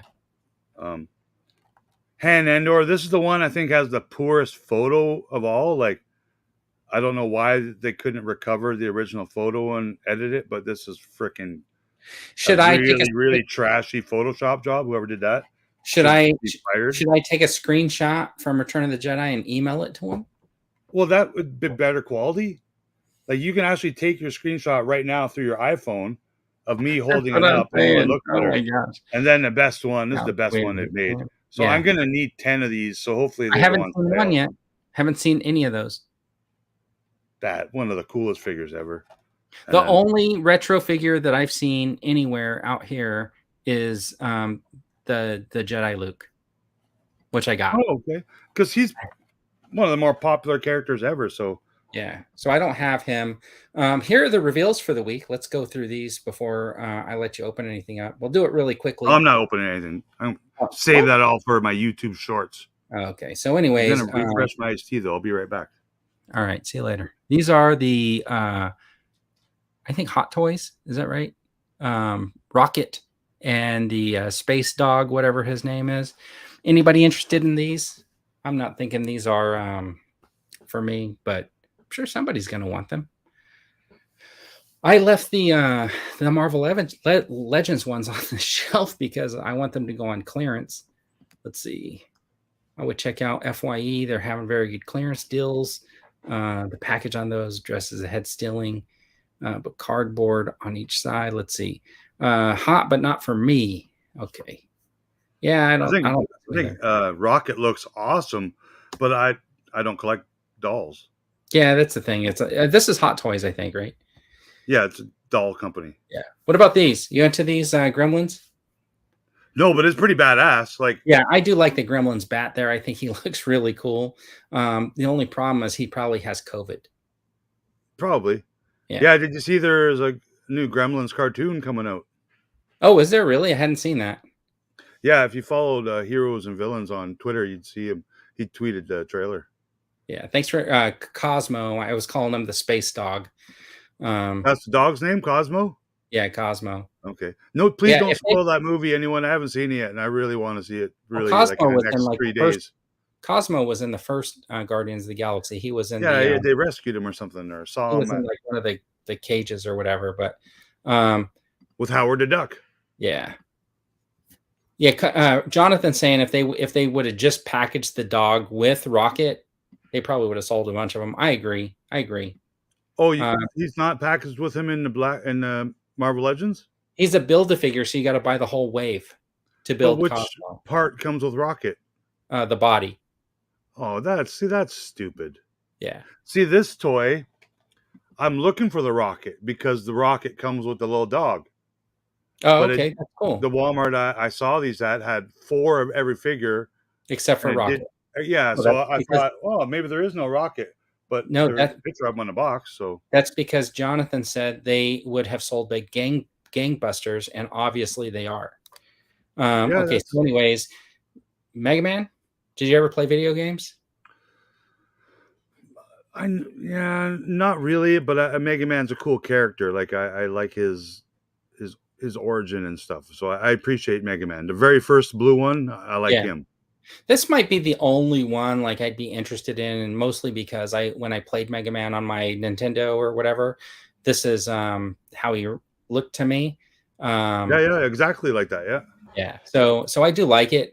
I'm not into like this whole thing. I'm not going to have like shelves and shelves of Mega Mans or anything like Which that. toy company is this? I don't know. This is my problem. It doesn't matter. I get all my stuff from Stateaverse, and I forget sometimes to like remind myself who made what. But Sean will Solo probably pre-ordered these already. Yeah, he'll be all over these because he does a good job. Because they look cool he likes to do Sonic. Yeah. Yes, Dude, on the I main was at Mega Man. GameStop. What day? Not Friday or Thursday at noon. Checking out what had going on. And then there's a guy standing up front, and he's like, "Hey, Allsop." It was a guy I went to high school with. So we'll go and talk to him for 20 minutes. I'm like, "What are you doing here?" "Oh, I'm waiting for the new Zelda game to come out at 9 p.m. I'm like, "Dude, it's 12:30. "Yeah, I'm the first in line." Like, I'm going to tell you this. Stand here for 8 hours instead of going and eating French fries at the food court or to play freaking Zelda. I thought I was a nerd. Brian's saying those are Jada toys. That is a hilarious story, and I'm going to tell you why it's a hilarious story to me personally. That you just said that somebody is waiting for a game to come out at like 9 o'clock. You remember the PSP, the PlayStation Portable? Yeah, it's like a handheld system. Yeah, I'm in GameStop, and the guy running the GameStop, the manager, has one from Japan. And he lets me play whatever game it is that he had. And I'm like, man, this is freaking amazing, right? And he's like, yeah, it just came out when I was like in my 30s or something like that. I was like, oh, okay. I thought like maybe he was grooming. No, not like a kid or anything. And I was like, this is cool. And he's like, yeah, we're taking pre-orders. And we're going to have a special release event because they're going to be available on this day at midnight. We're going to open up at midnight just to give everybody their pre-orders. So I'm like, yeah, I'm in, right? Like, sign me up. I ordered it. That night we went to the movies. Movies got out about 11:15. I jumped in the line. We were about 48 people back. So there's like 40 something people ahead of me. The news is there. They're talking to some people in line. Store hasn't opened yet. Store opens. They take the first couple of people in to give them their pre-orders, and we're waiting in line. And then some kid starts walking up behind me, and he's playing the PSP. And I'm like, look at him like, how'd you already get it? He is like, oh, Walmart's selling them. It was a 24-hour Walmart in the mall. And he's like, Walmart's selling them. They were selling them at midnight. There's no line in there. They had plenty in stock. And it was like, you're kidding me. That's funny. Like from I talked to the EB gamers, the people that work at the store here, and I'm like, how popular is this Zelda game? They're like, dude, it's probably the most popular freaking video game ever. Like to be, and so and I asked these retail stores, what's is this popular? Is that popular? Like, Yeah. this is more popular than Jedi Survivor. And like, oh my God, you don't even understand. Like, we had to get special permission from the mall to be open after hours to do this, right? Because I think they did it before for another video game a few years back. I don't remember what it was, but I remember when episode 1 toys came out in like 2000 or 2010, whenever the prequels came out, and they had Toys R Us midnight openings. They had the midnight openings. I remember people made videos about. It's been a long time, man, since I've seen that, and then to see this guy standing, like, this is in the mall. This is not an outside entrance. It's like inside a mall, so there's other stores in the mall, and he's just standing there in front of the store like a pylon. And I'm like, you're the only one here, dude. You can just come back at 9 o'clock. Like, but no, apparently there was hundreds of people there by opening. Yeah, crazy, man. Can you just download the shit? No, I don't know. Yes. Okay. I got a problem with this. Figure of the week. I got a problem with this release. The only difference between this one and the other one, right, is the cup and the card and the tie. Oh, okay. So they painted a tie on them. Yep. Well, it's molded. It's a molded tie. There's a tie mold on it. No, it doesn't, because his shirt's kind of open. Where's mine's right here? Did they just, because in the picture his shirt's not supposed to be open, so did they just paint the buttons area on the No, thing? it's a little different. Is it I don't know. Unbuttoned a little more. It's unbuttoned a little more. I don't know. I think this is a cheat. I ordered 2 of them. And I'll let you know right now, I posted the Amazon link for it. It's probably my best selling Amazon affiliate link that I've ever shared. Okay, after checking how many people ordered it today, I was blown away. I'm like, holy shit, I might make like $8. Zelda is absolutely awesome. The best games of the generation. Oh, this is a new one? Yeah, like I'm not a Zelda. I don't know. It's just not my thing. I think that came out like when I hit puberty. Like I just got out of certain things and into other things. But man, I don't know why this is bothering me. They made it seem like the most popular video game ever. This is cool, man. I just want it because of the satchel, to be honest. Like, okay, are you going to put that on the other one? Well, it doesn't matter. I'm going to have them all display. But my 12-inch indie, right here, I saw it earlier when you were showing it off. I bought this Hot Toys satchel. It's got magnets. I bought this, and I was just turning it, and this stupid, it just breaks. It's real leather. It just broke. Like it's. So this Hot Toy Indiana Jones, if you have it, don't touch the satchel leather. Okay. It gets brittle and just falls apart. But it's got real buckles and shit on it. I won't touch it then. We'll just. So I need to get me some new leather. Yeah. Or fake leather, because it might last longer. All right. So this is a special edition, apparently gold label McFarlane. I got the original Superman with this mold. And he's like blue and everything. And then there was like another one. This is, I think, about the 3rd or 4th time that they've repainted this figure. And so, but it's the first patina edition. Oh, okay. I'm done. I'm not going to wait for people to say whether they think this is hot or not, because I think this is a total ripoff. Only thing I like about it is patina. Patina? I think patina is badass. It's limited to 10,000 pieces. Or why this character exists. You know what they did was they took all the ones that didn't sell back, and then they put a patina on them. That doesn't happen. People that think that doesn't happen. There's no department store that has a deal with toy companies to take product back. It's impossible. I'm going to buy all Costco is the only company in North America that has deals with their suppliers that Costco can return shit to its proper manufacturers for no reason. That's because they're the biggest store on the planet.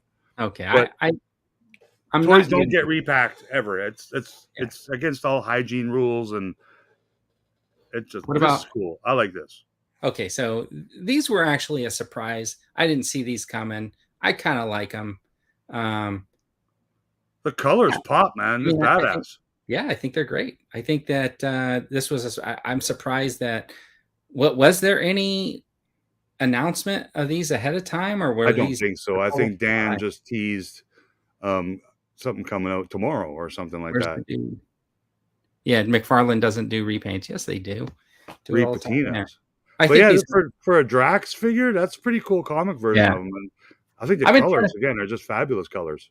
I've been trying to think of how I can like superimpose these into another picture. I don't know if you noticed, like I've been taking some of their promo shots and throwing them into other stuff. Oh, you can And figure it out. yeah, I was gonna use this bottom picture of Drax and put him into like the Monsters Inc. like coming out of the closet or something like that. But I like them both. Like I'm not a big Marvel Legends guy, but I like these. These are I like it when they go retro colors. Like it's like a shelf full of Marvel Legends. To me, what looks cool about them is that they're blue and yellow and orange and green, and you got all these hot colors. A right. shelf of Marvel Legends from the MCU, it's just all freaking black and They're all gray. blank. They all look the same. They all I get it. blend. Like I get the details and I get certain fandoms of why you might like certain things. Like, but yeah, these colors, man, these are they're knocking them out of the park with it when they color them like this. Yeah, like my Avengers are these ones here on the back. Like my Marvel figures that I like are the ones here, like the traditional Thor, the traditional Cap, those Yeah, guys. like every character has their own, main color and secondary color, and it's just Yeah, it's I don't know, it's a thing I like. I'm a big colors freak. I G-Force is saying, subscribe to colors. yeah. I did not pre-order this, and these are badass too, man. These look so cool. Oh my gosh. The baffling figure and the weird figure, I would buy them all, man. If I saw these at a store here for less than $20, I would buy them and rip them open. Yeah, I And I agree. love the card back art. Like I think Tim Barron might have done all of these. I Yep. haven't I haven't been on Instagram the past couple of Okay. days, but yeah, and Tim Barron, he's my latest collaborator to do Right. my Mongol Beef Head card back. I All think these right. are freaking cool, man. I think they're awesome. Also, when I see them, I'm definitely gonna probably pick them up. I wonder if Dino likes these. Like I'm not a huge horror fan, but I'm a huge retro fan. And Retro 375 even more so. Like I think these are Yeah, freaking cool, man. yeah. These are actually really cool. Let's see. Like G-Force is saying, I don't collect many Marvel comic figs because there are so many of them. Yeah. Brian is saying that he collects the comic costumes on the Yeah, comic yeah, like because of especially the the X-Men. Like the X-Men look great with all their yeah, well, similar colored uniforms, but yeah, they all got something distinctive about them, right? right. Cool But character yeah, design all together. yeah, I totally like these. I think they're good. Are you a horror No, fan in some way? well, okay, so I gotta say, overall, like, no, like I'm not the type of person who wants to like watch like a scary movie or something like Friday the 13th or anything like that. But I'm totally into like the werewolf or Frankenstein or Dracula, like those types, Okay, stuff so like the that. the vintage kind of horror Yeah, like characters and what go along with them. Yeah, me too. That's what I like about them is no, they were trying to create like a movie universe, monster movie universe. And the first one was going to be that one with Tom Cruise where he comes back to the dead and he has to go fight the vampire lady or whatever. And that was supposed to lead into like a Frankenstein and all that kind of stuff. And that kind of okay. just like failed. But I feel like I read recently, I read recently that they're going to maybe try to reboot the idea with another movie. And if that's the case, it's really cool. Like that latest movie, The Invisible Man, the one with the suit and stuff like that. I Yeah. thought that was fantastic. That's kind of the level that I'm at, right? Well, I think you might start seeing more of that stuff like that because all of those are basically in the public domain now. So, Yeah, like, I'm not going to be specific. Like, I don't want to say Dracula and the Mummy and Frankenstein are in yeah, the public domain, but many of those characters and stuff from the 30s and 40s and 50s are in the public domain now. So, like Nosferatu and yeah. Me too. Zorro. Like right now, me and Vern could make a Zorro action figure, sell it in stores, call it Zorro, and it's totally legit. Like Right. it's free domain now, My and that's my cool. We're my gonna see favorite. Batman and Superman and Wonder Woman be public domain in our lifetimes. We never will, because somebody will definitely re-grab that license as soon as possible. You can't. The Public scariest domain is public domain. the scariest movie that I saw growing up was Young Frankenstein. Was that a comedy one? I'm just messing with you. Is that the one with Gene Wilder in it though? Yeah. And who's that guy with Marty Feldman? The guy whose eyes kept popping out. Yeah, that's a classic. I am Igor, Mr. Frankenstein. And it's the kind of humor that's kind of not allowed today, which is, you know what I mean? Like the Blazing Saddles kind of dirty humor that you can't just pull on 5 o'clock on your local cable network anymore. You gotta dig deep. Okay. So Brian is saying Dracula Untold was the first one, and then they failed it when the Tom Cruise tried to make his. Okay. Yeah, that Young Frankenstein is probably one of my favorite movies. But the reason why I like those movies so much is when I was a kid, you know, like when you're hanging out at the house on Saturday. You used to like to suck blood. No, on cartoons were over, you know, at noon or whatever. And I'd still be like drawing in the afternoon and stuff like that. About 3 or 4 o'clock, they would show all these old movies like The Blob or The Attack of the Killer Tomatoes or the Giant Ants or Attack of the Swarm of the Bees or The Swarm. And then they also showed like those old black and whites like The Invisible Man and stuff like that. So yeah, no, I was a big fan of those as well. Yeah.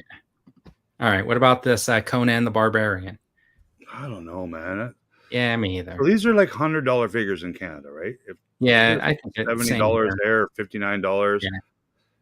It's a niche, man. It's a small little collectors group, I think. Like, okay. I just don't think there's 10,000 people in the world that buy these. That's just my opinion. Here's the problem. I have never seen the movie Conan the Barbarian. And you're not the only one. There's a lot of people that have not seen this movie because it wasn't a blockbuster. Yeah, and it's on Netflix or something. And we just started it the other day. And I literally turned it off because I was like, this is the dumbest thing that I could be watching. I get it. It doesn't hold up as well as it did in like 1983 or whenever it came out. I get it. I appreciate what it is. I'll go back and rewatch them all again, but not in any time soon. And I always wonder, why didn't I watch it in 83, right? I think it was because I was more interested in like Krull was cool. Or the Beastmaster or whatever. And this just wasn't, you know. Have you seen Beastmaster as many times as me? Because I think Beastmaster is on TV like every day here in Canada when I was growing up. I've seen it a lot. What that? Because I had a hot chick in it. Yeah, that's why you watch it over and over again. Yeah, I like women. But Beastmaster was cool. And Krull was cool too. He had that like the knifey thingy. Okay, so Jonathan's saying that Conan stuff sells like crazy. I think people older than 60 years old, like subpar 7. Yeah, if you wanted like a Schwarzenegger barbarian figure, I think this is the way to get them, right? See, I can't call them subpar 7 because they make the reaction figures, which is one of the better toy lines on the market. So just because maybe their 7-inch figures are $80. I don't know, man. I don't hate that company because they produce some quality shit. Yeah, that I collect. I still hate those Beastie Boys figures. Nowhere to be found in Canada. I've actually contacted. I seen them in somebody's video recently, and I've never seen them either. I actually contacted Super 7. I said, seriously, I'm a big toy person on all the social medias. Please let me know where people in Canada, we have this many million people, can buy your fucking product because it's not available in Canada. Did you get an answer, or did they just delete your message since you said it that way? They have not replied. And I also contacted the Hasbro's PR marketing team because Oh, you know what's interesting April 3rd, I think I contacted them. What is it? So middle of May now. They still haven't replied to me. I'm like, what the hell, man? Like, I was sending Hasbro their PR stuff like a message like every week saying, hey, I have a YouTube channel, whatever, blah, blah, blah. I'd like to get some, promotional pictures or releases or whatever. And then all of a sudden the Marvel Legends team started sending me stuff. but it was very sporadic. Like they sent me like the Guardians wave, but they weren't sending me like pictures of all of their releases. They were like spotting me. Then they started sending me stuff like the Stunt Squad or the stuff for like little kids. And I was like trying to tell them, well, I'm an adult collector, I have an adult collecting channel. This really isn't fitting my channel, whatever. And then I asked them, well, can I start getting G.I. Joe and Star Wars? And they were like, well, we forwarded your request to those teams. And I was like, oh, okay. So now I don't get anything again. Yeah, it's weird. I just said, here, look, I got all these people on Facebook and Instagram and Twitter and the YouTubes and I post all these pictures and information anyway. And sometimes before the people that you email the pictures to, that I just download them and repost them or share them from Hasbro's site. Like, can you just send them to me and make it freaking easier? And then maybe once a year, you send me a box of cool retro toys and save me $200 freaking dollars. Like, I don't ask much, man. Like, but reply to my damn email out of just respect. Reply to me and say, stop bootlegging our figure properties and making pins. At least tell me something. Like, don't just ignore me. I did send Playmates a message once asking them for samples. A magazine? Oh, no, samples. Playmate. And I thought for sure, like, oh yeah, maybe they'll send me one of their starships or something to review. Playmate means something different here in Canada. Yeah. That's what they call the centerfold and the Playboy.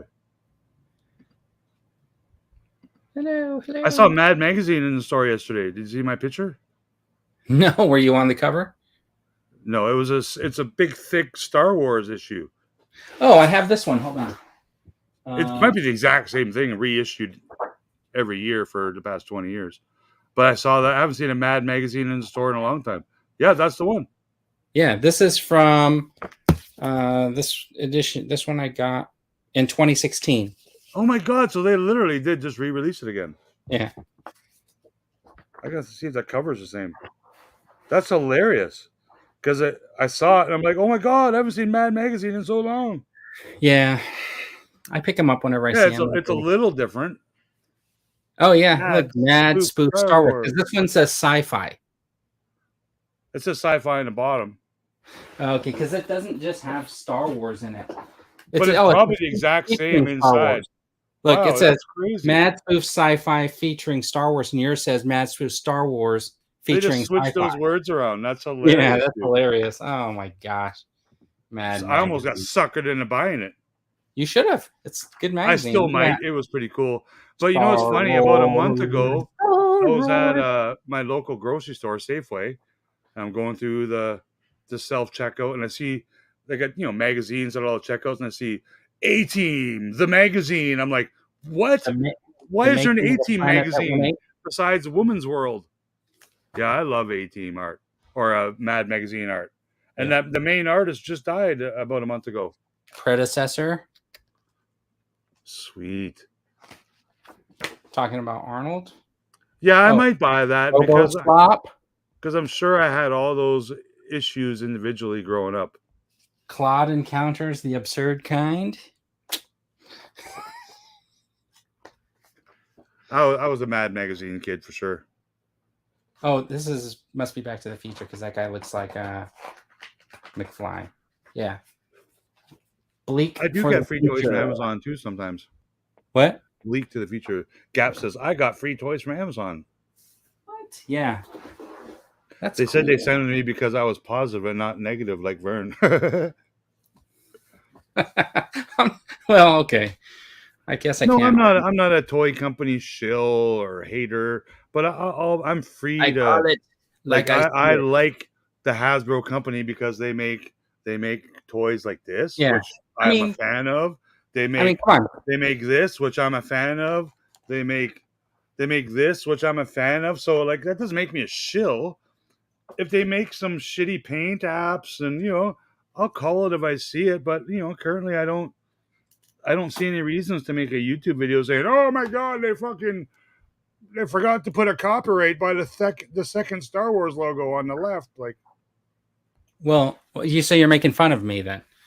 No, but like I'm not gonna make a video taking, my my vintage Indiana Jones and my new one and say, oh my God, it's 0.3271 millimeters shorter than the original. And Well, that's because the Power Man is a taller guy.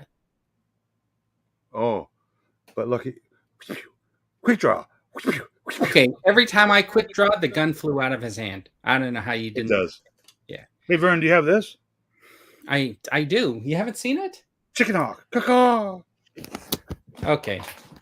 But maybe you can help me because I have this horse, and I believe this is the Lone Ranger Silver horse because he doesn't have any of that brown paint on his legs. Hold on. Which is a different company than the Kenner one, but I believe it's the exact same mold. Somehow, was it Mego that made Lone Ranger? No, it wasn't Mego. It was, okay. Okay, so you have the proper saddle with the red in the bottom. This saddle, I have a bag of saddles that are all, I don't know if they're Breyer or what they're from, but they're from another 3 3/4 line of horse. Okay. My rein, I think, is correct. I don't have the rein. If you have one, I need one. Okay, I think I do, Vern. I got a bag of these parts. I don't think any of them are official Kenner or official Dime Bag or You know what's really funny? So I had this Lone Ranger for a long time, and you see the pistols? Oh, you got the pistols. So, you know, Dan from Dandy 1981, he had a picture, and he was like, he just snapped a picture and sent it to me. He's like, you need any of this stuff? Or I don't remember how it happened or on the live stream or whatever. And then I said to him, like, hey, I think those guns are for the Lone Ranger. Gabriel Toys. That's who made them. And I was like, do you have, you know, and he sent them to me. And awesome. they are the guns for the Lone Ranger. So that's how I ended up getting the guns. Otherwise, he would still not have his guns. I have this extra Lone Ranger where one leg is like completely a different color. So this is like, I don't know, Kanye word version where I don't know. It's just weird. I don't know how that possibly happens. But yeah, it's a cool toy, man. Much like the Indy, they can ride a horse. So when the Legend of the Lone Ranger came out in the 80s, I had my Mego. I still had a lot of my Mego action figures. And I remember making the blue outfit to go on one of my Megos. And then I made a cowboy hat out of cardboard or poster paper or whatever and made it get white. And then I made him a horse out of cardboard. So I had a horse. Sound like a creative kid, man. Yeah, I had my own. Like I made bases, you know, like army bases or rebel bases or whatever. Like, as a kid, we had a piece of driftwood, like this nice old driftwood, a piece of wood that was in the water for millions of years, that sat in our living room by the fireplace, and that was like my base. I'd play Star Wars on it or GI Joe or whatever. And still to this day, I wish that piece of driftwood is still in our family because I would cherish it for that exact same reason, like as a play toy. But I made stuff. I made cardboard bases and, you know, forts out of like your cardboard. You made cardboard freaking X-Wings, man. And I made the bridge of the Star Trek of the Enterprise out of cardboard once. Dude, that's fucking creative. Just so I can have my figures in there. I remember in grade school we had to make dioramas for certain things. Like I remember a couple of dioramas I made, like out of a shoebox. You make it look like a log cabin or whatever. And I totally remember doing that, man. It was some of my favorite homework ever, was building a diorama for something in elementary school. And it's weird. Like, and I see G-Force and other guys in our community still doing it, like making the dioramas. And I just I think it's really cool. I mean, I want to dive in again so bad. I think you should. I mean, just take some time and do it. I mean, I have 4 or 5 different 3 printed heads that I got that I need to paint up and do stuff. I'm still looking for a body to make my Lobot. I finished painting the head, and I'm just looking for a figure to stick it on. Oh, you making a Black Series Lobot? Yeah. You should give him a big beard. No. And poofy sleeves. Are you going to give him poofy pirate sleeves? I'm thinking about using is the Jack Sparrow? General Lando Calrissian figure. Yeah, he's got poofy sleeves. Yeah, and then just kind of like maybe redoing the deco here to make it look like this type of a chest. Oh, the General Lando Black Series. Yeah, because shit, man, you might be able to find them for $5 if you're lucky on that. Yeah, well, no, they won't clearance Walmart? Lando. They don't clearance Landos. I I think they have some sort of unwritten rule where they just won't clearance that figure. I had to buy a $9 Saw Gerrera. Yeah, I mean you have to. Because the original one I paid $48 for. Yeah, that's crazy. Well, now it evened out. Basically, that's the only reason I bought it. I'm like, okay, now I feel like I only paid $25 for them. Except which is what these cost me $20, man. These are, I might just move to America just to save money on toys. I would. But I don't want to live in America. I'm just being honest. You won't be the first Canadian to abandon Canada. I don't think any Canadians ever abandoned Canada. Michael J. Fogg. Unless they got extradited for prison reasons. Why would someone leave Canada on purpose? I was listening to what's his name? Who's the guy that played the Shang-Chi in the Marvel? Canadian guy? Yeah. He's a new Ken in the Barbie movie. Yeah, he was talking about when he came, like he was saying that like he was getting some acting gigs or whatever up there, but not a lot of them. So he just got in his car one day and left. And drove down to LA or something? Oh no, not him. No. Why am I confusing him with somebody else? Somebody else that was from Canada. Was the other guy Asian? No, they just got probably not. Just got his car and drove to LA. I like that guy. I've been following because now he's in something else I just saw recently on Amazon Prime where he's like a robot. I don't know what the movie's called. It's not called Robot. It's called Syndicated or Syndrome or something. But yeah, he's a good actor, man. He's pretty cool. And he wasn't. And that Beef movie, like, since we're speaking, Asian guys, that Beef movie was, I thought, our TV series. He wasn't in. Was freaking brilliant, man. Had some of them. He wasn't in that one though. No, I was. That's I just had the Asian TV thing in my mind now. You know what? So he's in that show from Canada, that Kim's Convenience, right? One of my favorite episodes is when they go for hamburgers and him and the boss, and the guy's like, one burger, pop fry, right? And he calls back. That's a good show, man. Because that whole thing reminded me of that Saturday Night Live cheeseburger. No, cheeseburger. I think it was based on that loosely.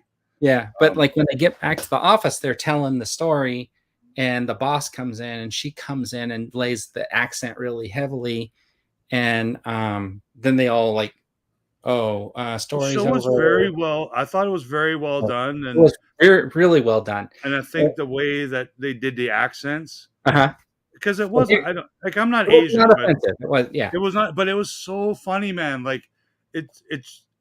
I don't know. I have not a racist or anything hair in my body. No, yeah, but when I hear that humor come out and the way they portray some accents and stuff, I think that's some of the best comedy that exists today. I really do, man. I love that kind of stuff.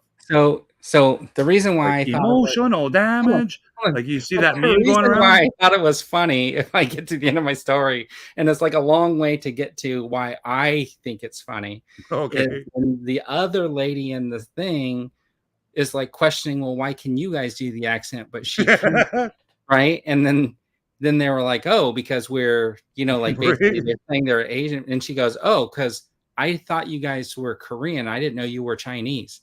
And they were like, well, we are Korean, right, in the show, which is like, so they were Korean guys in the show doing a Chinese accent, supposedly. But the funniest part about it, in real life, they're not Korean. None of them are they? Right. Just the main guy, right? The guy who owns a convenience store. But like the kids and stuff, they're not. They're all, they're not Korean. And it's just funny, like they did that whole thing knowing these actors weren't actually, I don't know. If you think about all that, that's what I thought was funny about it. That's what I don't think about all that. I love people making funny accents. And then they did the Australian thing at the end. Canadian, like Schitt's Creek was another show where they spoke some silly Canadian accents sometimes, that they over exaggerated some things, but it's good comedy, man. I love that stuff. Yeah. Emotional damage. Yeah, I don't even know what that's from. Some meme or something, but it's funny. I laugh whenever I see it. And there's some of the funniest TikTokers. There's I don't know their names because I don't go on TikTok a lot. But once I get on there, and one of these people show up, and I'm like, oh no, here I go. And I just got to watch 20 of their videos. There's an Asian girl. I don't know where she's from, but she does like swear words and stuff. And telling you what the swear word yeah, is. here's how you say, "Bah," and then she'll say it. And then, of course, but that's it's where funny. you would go It's down the actually rabbit really hole. funny. Yeah. So or another guy just everybody who's still left in the chat, there's a rabbit hole for everyone. Yeah, there's another guy. He just drops a bunch of pots and pans down the stairs, and it goes like ping, ting, ting, tong, ting, ting, makes all these noises of metal, and then they show a guy like translating what it says. Have you seen the ones where the guys build these like Millennium Falcon like Legos and then they just toss them off the balcony? Yeah, those guys should get slapped. It's like, oh my god. Or they make it look like it's an accident. Yeah. Well, Harrison Ford did that on a couple of talk shows. Some guy came out with a big Lego Falcon or a Death Star, and Han Solo was like, "What's this hard?" He threw it to the ground. And then he was on one of the late night talk shows, and they brought out like a Hot Toys Han Solo. It was Seth Meyers or someone, and Han Solo goes, "Yeah, when I had that plane crash, right? And when I broke my leg, I broke it like this." And he breaks the leg off the hot toy, and Seth's like, "No!" Just hilarious. Of course, it's all staged, right? Sure. Sure. You would hope so. Or he just buy him another one because I'm sure he's got an extra $300 kicking around. Yeah. You think Harrison Ford's got $300? I don't know, but I see those videos on TikTok, and sometimes I think like, I wonder if I should just take like one of my action figures out back and then get my heat gun and just film it me with the heat gun and see how long it takes to melt down to a pile of plastic. Just go to one of those AI websites and get AI to generate you a fake destroying of a valuable toy. Like, oh, that would be. I'm sure someone's already doing it. Yeah, I'm sure there is. Oh my gosh. Anyway, so you got going on this weekend? Well, tomorrow's Mother's Day here. Mommy's Day, yeah. Yeah. You making breakfast in bed for anyone? I don't know what if I'm doing anything. Well, mom's the one's not supposed to do anything. Well, kids can step up now. They're old enough. Burn some eggs and boil some toast. Get her done. Yeah. Yeah, I might see my mom tomorrow. There's a big food cart festival going on like down the street from me today. Oh, that's kind of cool. And there's one food cart there called Beaver Tails. So Beaver Tails was like a pastry with sugar on it that I used to eat in Ontario growing up as a kid. They got a food truck here, and I've got to go get me a beaver tail. Off of a beaver, you put stuff on it, and it's now considered a pastry. Yep. Okay. Because we eat beavers. No, it's something from my childhood, and I have to go have one because it's been 40 plus years since I've had a beaver tail. Yeah. Oh, that sounds cool. Beaver. That's about it. Some sort of clean up my house. Might go do a little more back alley deals, sell some toys, you know. Yeah. And you're going to do some short videos for the week? Yeah, I might do a short video to open up every one of these because those are my best views on the YouTubes is when I open up my toys. It's weird, man. But maybe I'll get 82 million view hours for my shorts before I get 2,000 view hours on my YouTube regular videos. How many hours are you waiting? I need more than 2,000 watch hours.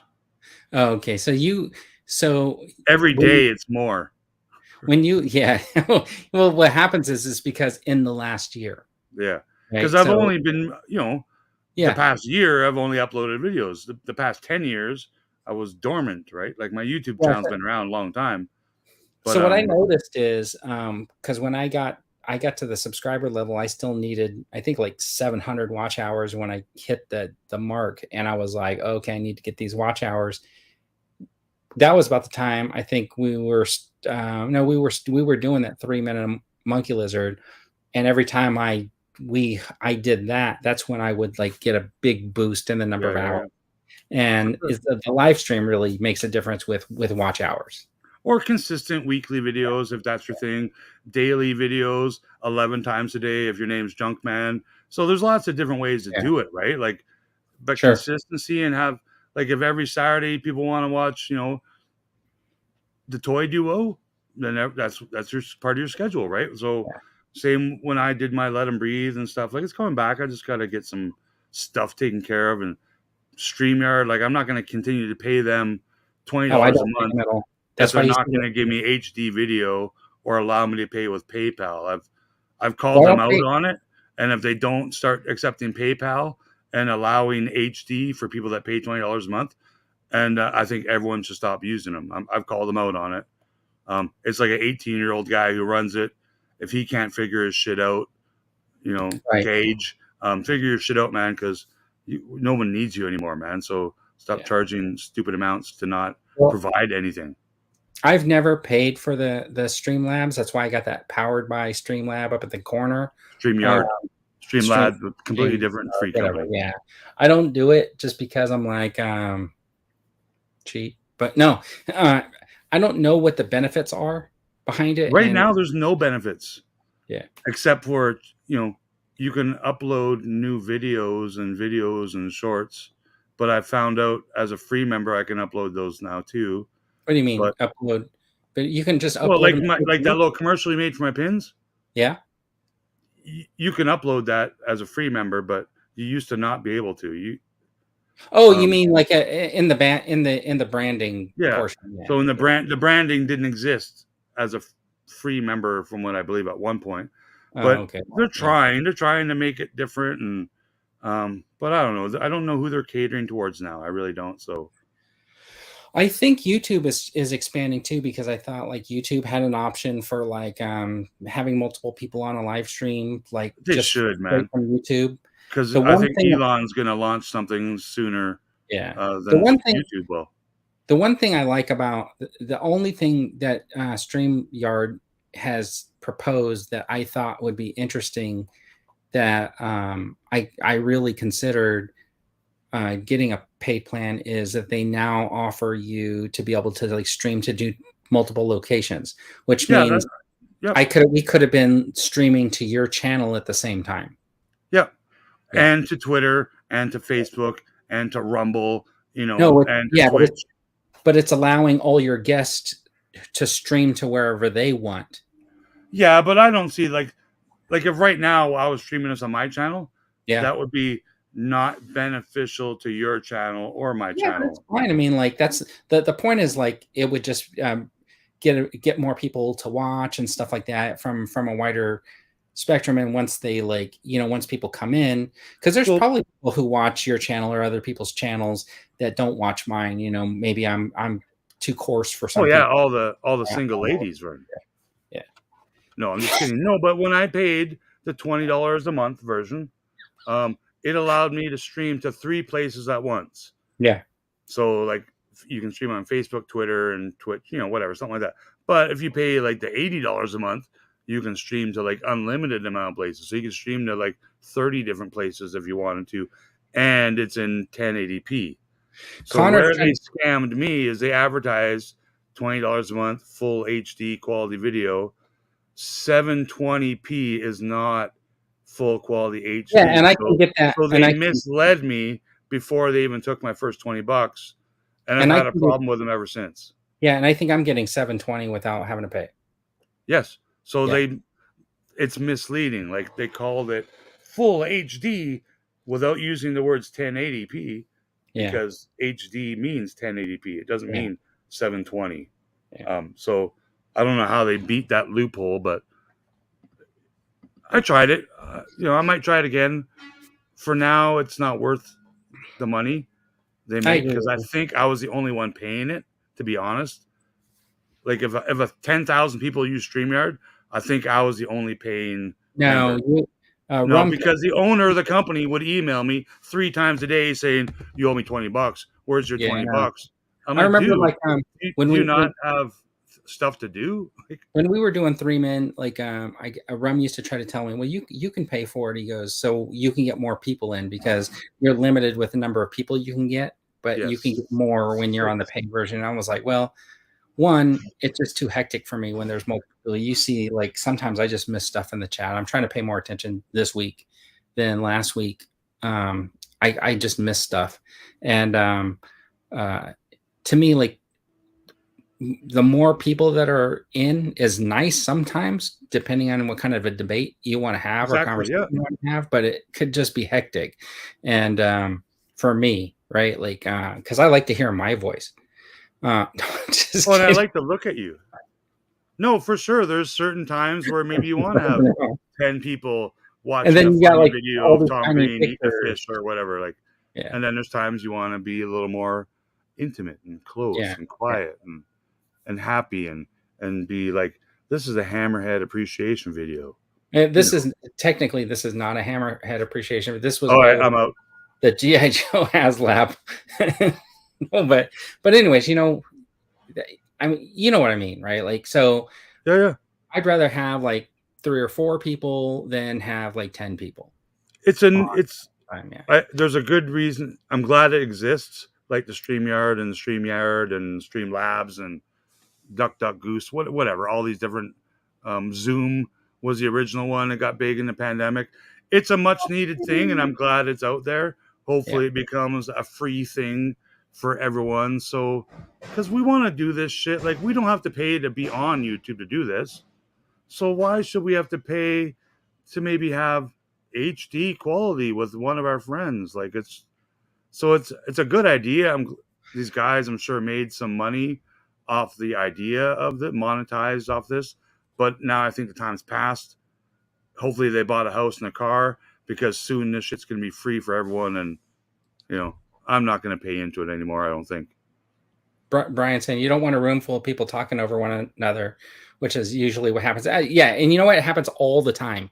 Like, I'm pretty good at like not waiting for somebody to take a break, and when I start talking, so I know I start talking when other people are still talking. A lot. Me too. Yeah. I'm weird that I don't think I'm rude, but I think even in general, as a person, I'm anxious sometimes. And then wait, I don't want to get my point across. So I consciously try to shut up sometimes. Yeah, but sometimes like having a big mouth is fun. Well, I'm bigger than most people, so I'll just. Yeah, but I you're like too to far away. think I'm louder, but I don't know if my mic is working. Test. So. Somebody told me in the chat once, "Why don't you just mute them?" I saw that 10 times today. Yeah, no, I wouldn't do that. Anyway, so you got some shorts and you got that. I think I'm going to try to make a video this week, but I don't know what I'm going to do. I don't know if you saw, like, if you got here early, did you click on the stream link? Because I added a trailer to. Yeah, I wanted to ask you because you've done that before. So how do you add a video to your not yet live video? Okay, so if you have like a short or something on your channel, like a commercial made by Vern.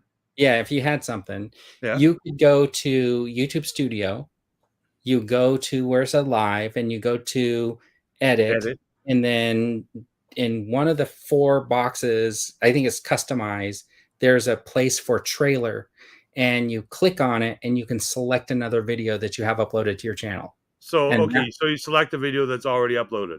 Yeah, and that will play. I meant to ask you that maybe like 3 months ago, and I just never did. Because I noticed you did that. Yeah, I used to do it with the other one because I used to do the musical intro would be like the trailer.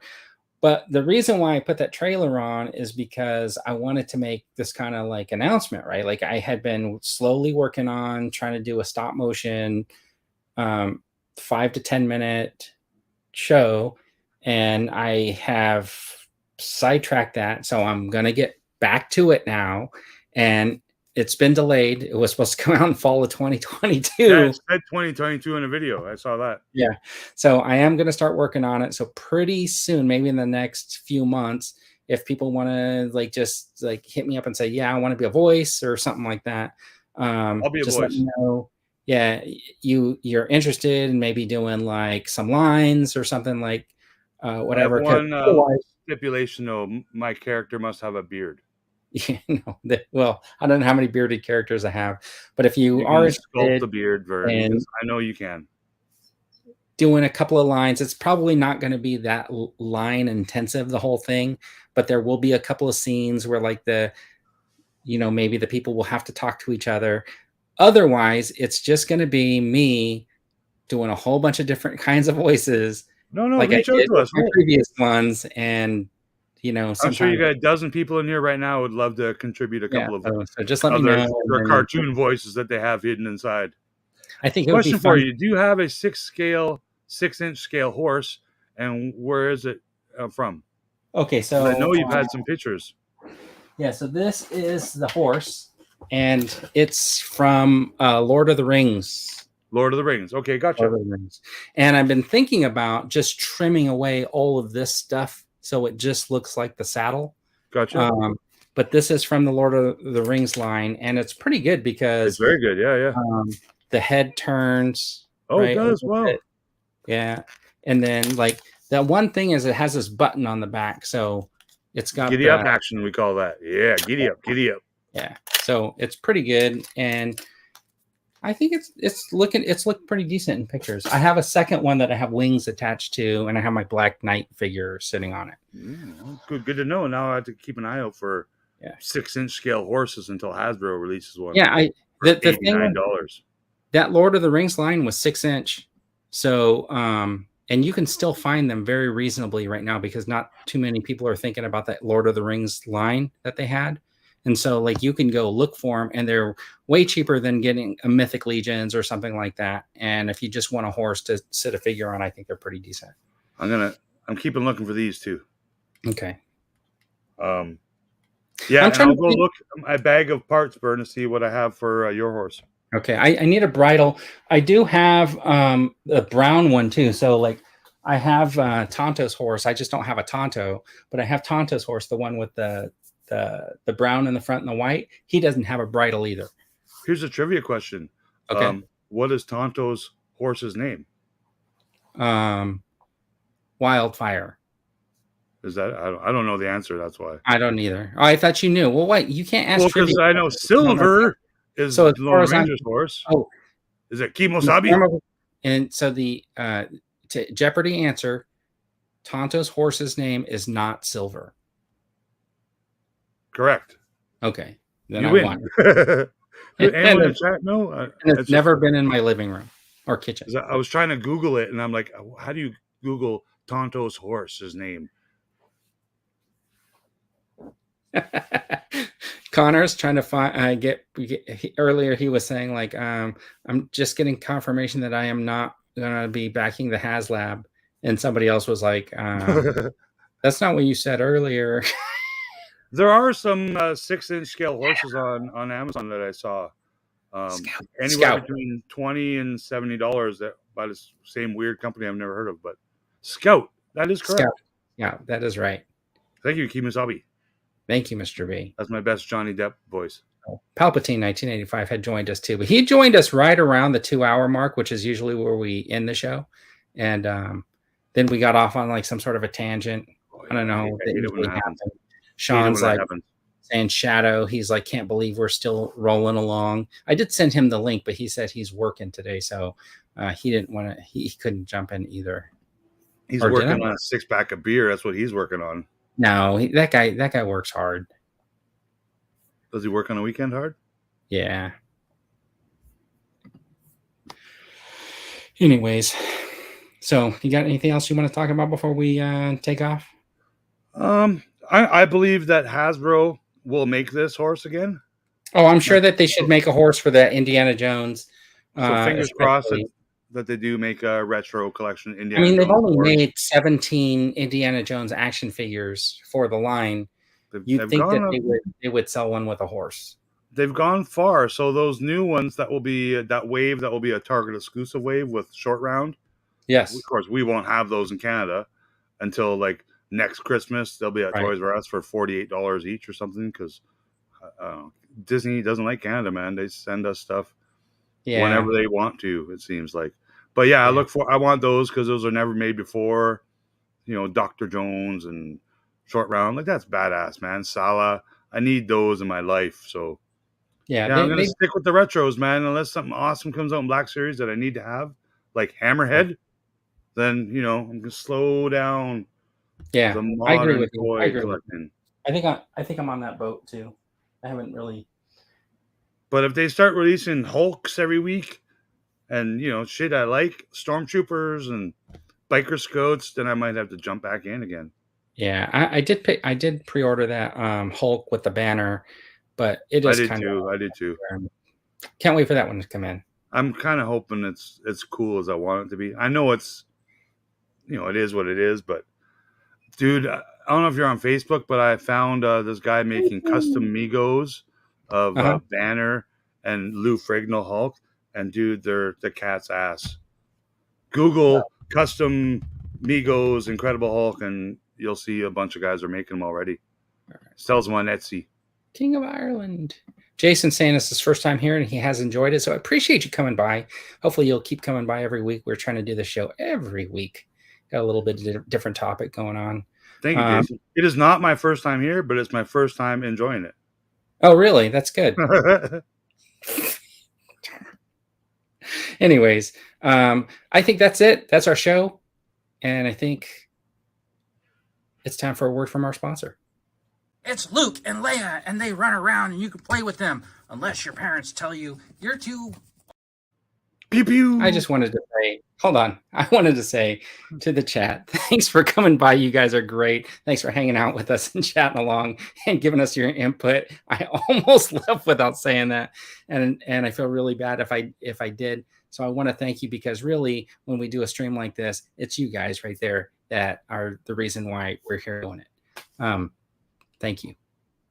It's Luke and Leia, and they run around and you can play with them unless your parents tell you you're too old to play with toys, and you ask them, well, why did you buy me these in 1977 if you don't want me playing with them still? Anyways, there's a solution. If you're all grown up and toys are not for you, here's some enamel pins from Left Coast Graphics. They remind you of those vintage figures of back in the day, and you know what? When nobody's looking, you can pull them off your jacket and go, hey, Leia, let's go! And the ships come in these fantastic boxes that you can fold out. And here's the one for Boba Fett's infamous enamel spaceship. This is the pin. It looks fantastic. You could put it on your jacket. But like I said, when nobody's looking, you can fly those ships around. So remember, get your enamel pins with these awesome card backs and these fantastic pins that double as toys, but don't tell your parents. From Left Coast